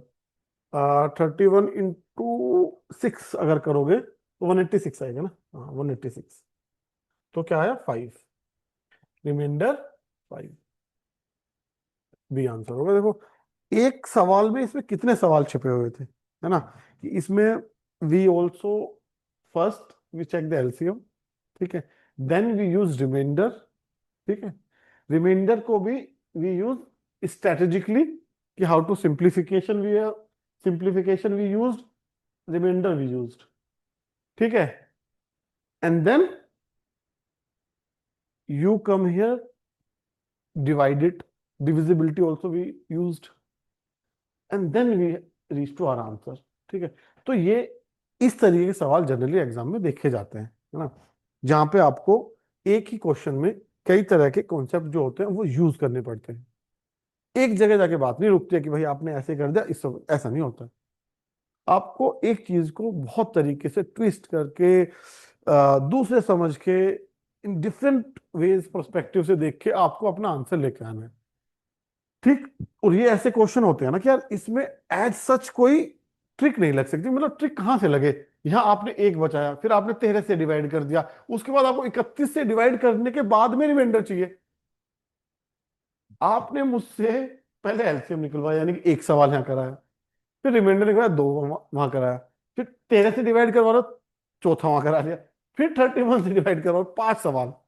मतलब कि एक ही क्वेश्चन में 5 सवाल आपको करने हैं, इसका ये मतलब है। ठीक, हाँ ऐसे समझ लो। और ये सवाल जनरली पेपर में आते हैं, तो ये मैं चाहता हूं कि आपसे अब ये सवाल सोल्व होने चाहिए, आपको ये चीज यूज करनी पड़ेगी यार। मैं इसलिए कब से पहली क्लास से बोलता आ रहा हूं कि प्लीज आप समझो, हर चीज का हर जगह यूज होता है। इसमें हम लोगों ने रिमाइंडर भी यूज किया है। अगर आप रिमाइंडर यूज नहीं करोगे तो फिर कॉन्सेप्ट सीखने का कोई मतलब नहीं रहा ना फिर तो। भाई उस बात का पॉइंट ही तब है ना कि जब मैं उसे यूज कर रहा हूँ किसी काम में। मैंने कॉन्सेप्ट सीखा तो मैं उसे कहाँ यूज करूंगा, ठीक है, अगर मैं उसे अच्छे से यूज कर रहा हूँ then it has some results for me. If I am not using it and just okay, I just go to know how to calculate remainder, and if someone will ask me directly question from remainder, then only I'll use it or only I will able to solve it. ठीक है, कि आप किसी ने पूछा कि 69 को divide करो 10 से, व्हाट इज द रिमाइंडर. ठीक है, then okay, you again you start dividing 69. No, that is not the point of learning new things na, and shortcuts. You should be in a position now कि number system के the mostly question you should able to handle them. You go previous year questions, whether from CSAT, UPSC, or from your own state, Haryana, UP, whatever it is, try to solve them. ठीक है, सारे नहीं करने. ऐसा नहीं है कि भाई मुझे 100 क्वेश्चन दिए तो सब मुझे 100 के 100 ही करने.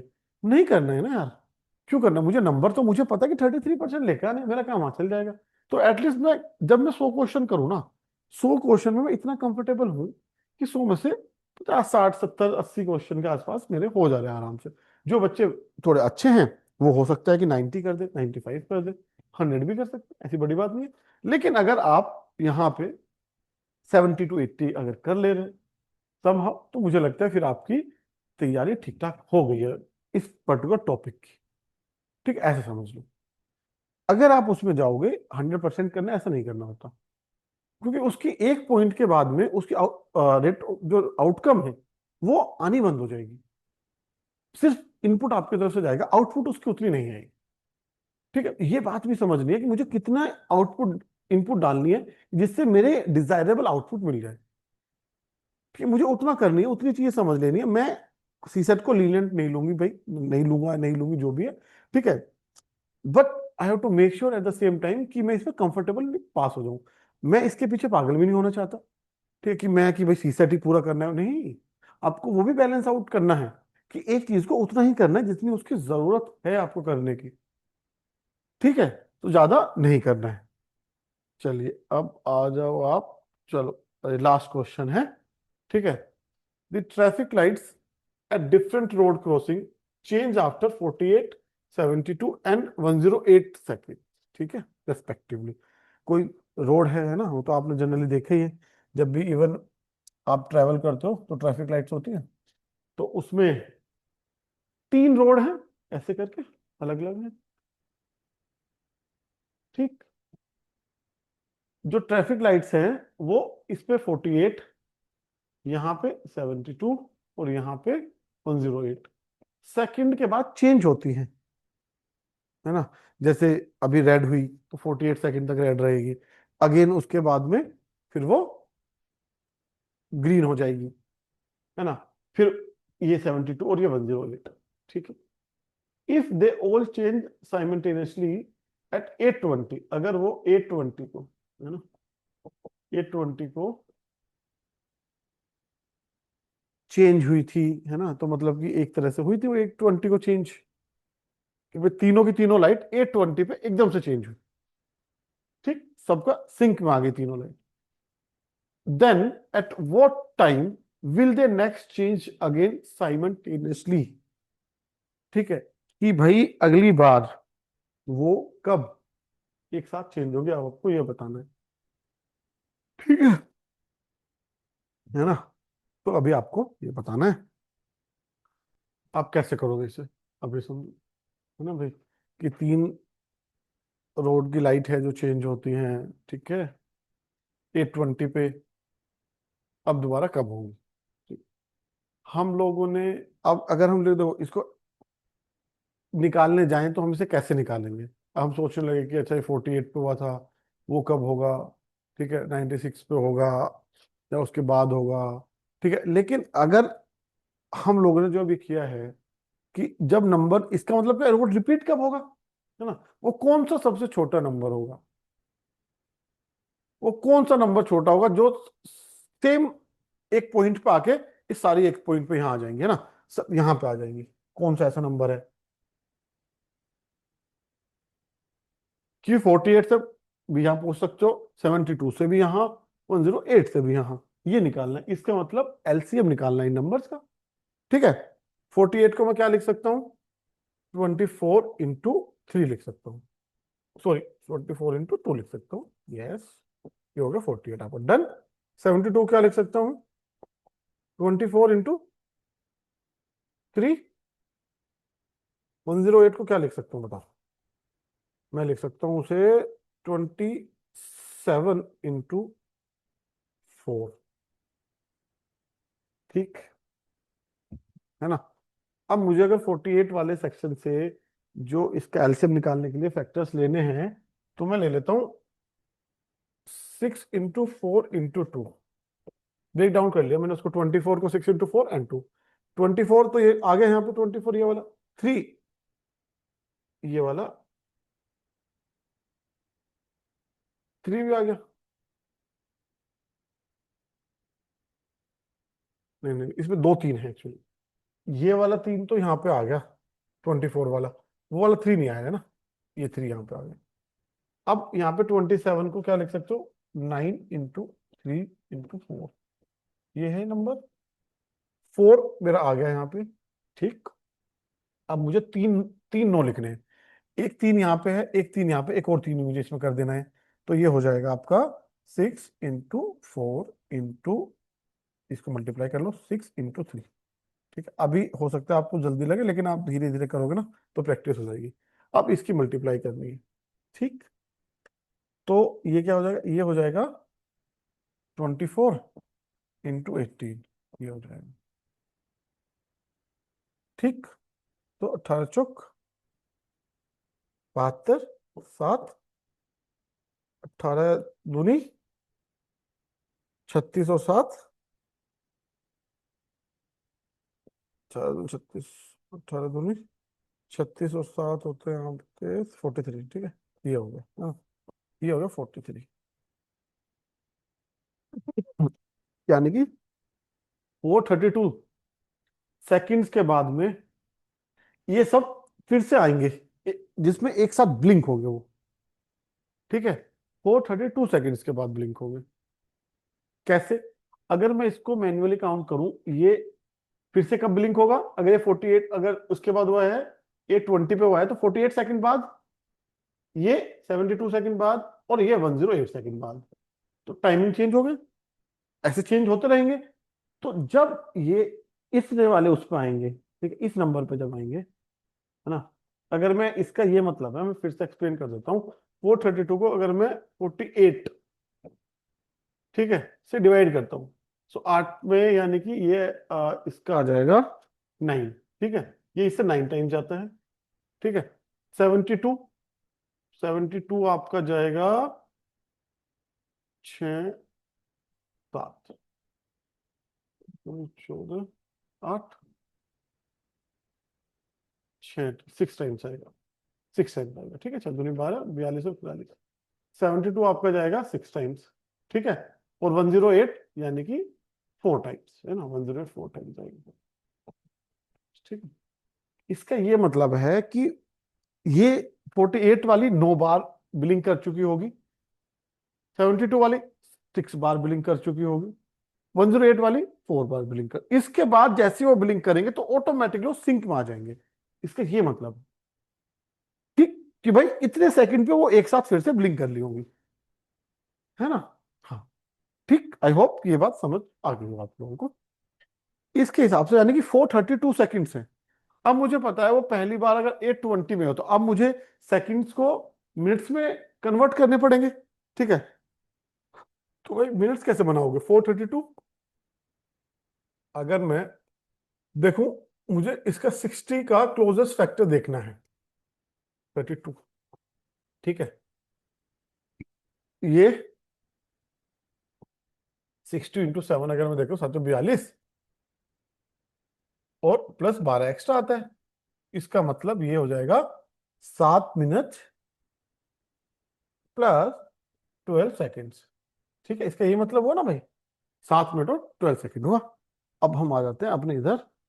अब देखो 820 पे हुए थे 7 मिनट, यानी कि ये प्लस ऐड कर दो 7 मिनट इसमें, तो आपका ये हो जाएगा आंसर 827 and 12 सेकेंड पे ये लाइट्स फिर से सिंक होंगी एक साथ में, and they will blink together, इसका ये मतलब है, ठीक है। और उससे पहले ये 48 वाली अपना ब्लिंक हो गई होगी 8 या 9 बार, ठीक है। 72 वाली 6 बार, 108 वाली ऑलरेडी 4 बार, ठीक है। लेकिन जैसे वो यहां आएंगी फिर इसके बाद यहां पे वो एक साथ में ब्लिंक करेंगी। इसका ये मतलब कि भाई जैसे ही आपने वो टाइम पीरियड पार किया उसके बाद में आप वहां पॉइंट पे आके ब्लिंक करो, ठीक है। 432 आंसर आपका ये हो जाता है। And I think with this thing we are done with our number system, ठीक है। So thank you for your time and attention, है ना।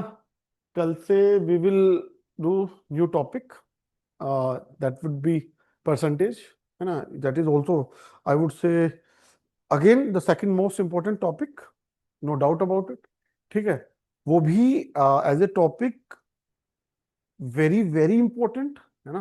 बहुत सारे क्वेश्चंस होते हैं उसके जो आपको करने होंगे, और वो एज ए टूल बहुत जगह काम आता है ना। हम लोगों ने अभी देखा, ये हम कर ही रहे हैं कितने टाइम से, कि भाई एज ए टूल हम लोगों ने चीजें देखी है कि वो कहाँ का कौन कौन सी, कभी यूनिट डिजिट कितना काम आ जाती है, कि रिमाइंडर थ्योरम आ जाती है, एलसीएम एचसीएफ कहीं आ जाता है ना। तो हम लोगों को ये समझना पड़ेगा कि एक बार कॉन्सेप्ट सीखा, ठीक है, उसको जब आप अप्लाई करोगे हर जगह, वहां आपको कैसे अप्लाई करना है, ठीक है। कोई भी मैथ के जितने भी कॉन्सेप्ट हैं, ठीक है, सब इंटरकनेक्टेड हैं एक दूसरे से। किसी भी टॉपिक के सवाल में कोई भी टॉपिक का आप यूज कर सकते हो, है ना। बशर्ते यह है कि आप उसको सही से समझ के यूज कर रहे हो, तो कोई दिक्कत नहीं यूज करने में, ठीक है। तो कल प्लीज हम लोग यही परसेंटेज के बारे में भी कुछ इस तरह से ही पढ़ेंगे, है ना। कोशिश करेंगे कि मैक्सिमम चीजें उसमें कर ले, ठीक है। तो एटलीस्ट क्योंकि और उसमें भी हर जितने भी कोई भी एग्जाम आप लोगे ना, तो उसमें परसेंटेज एग्जैक्ट अगर टॉपिक्स तो कुछ ऐसा नहीं, नॉर्मल फ्रैक्शंस हैं, ये सब है। साइन लगाते हो आप परसेंटेज का, है ना। Fraction to percentage, fraction to percentage, and percentage of fraction, decimal, all ये सब चीजें होती हैं। लेकिन एज ए टूल वो बहुत इंपॉर्टेंट बन जाता है आपका। बहुत तरह के क्वेश्चन सोल्व करने में उसकी बहुत हेल्प हो जाती है, उस तरीके से वो हेल्प करता है, ठीक है। तो इसलिए मैं चाहता हूँ कि we do the topic very consciously and religiously, कि भाई जिससे हमें दिक्कत ना हो अपने क्वेश्चन करने में, ठीक है। चलिए, for thank you for your time and attention, thank you.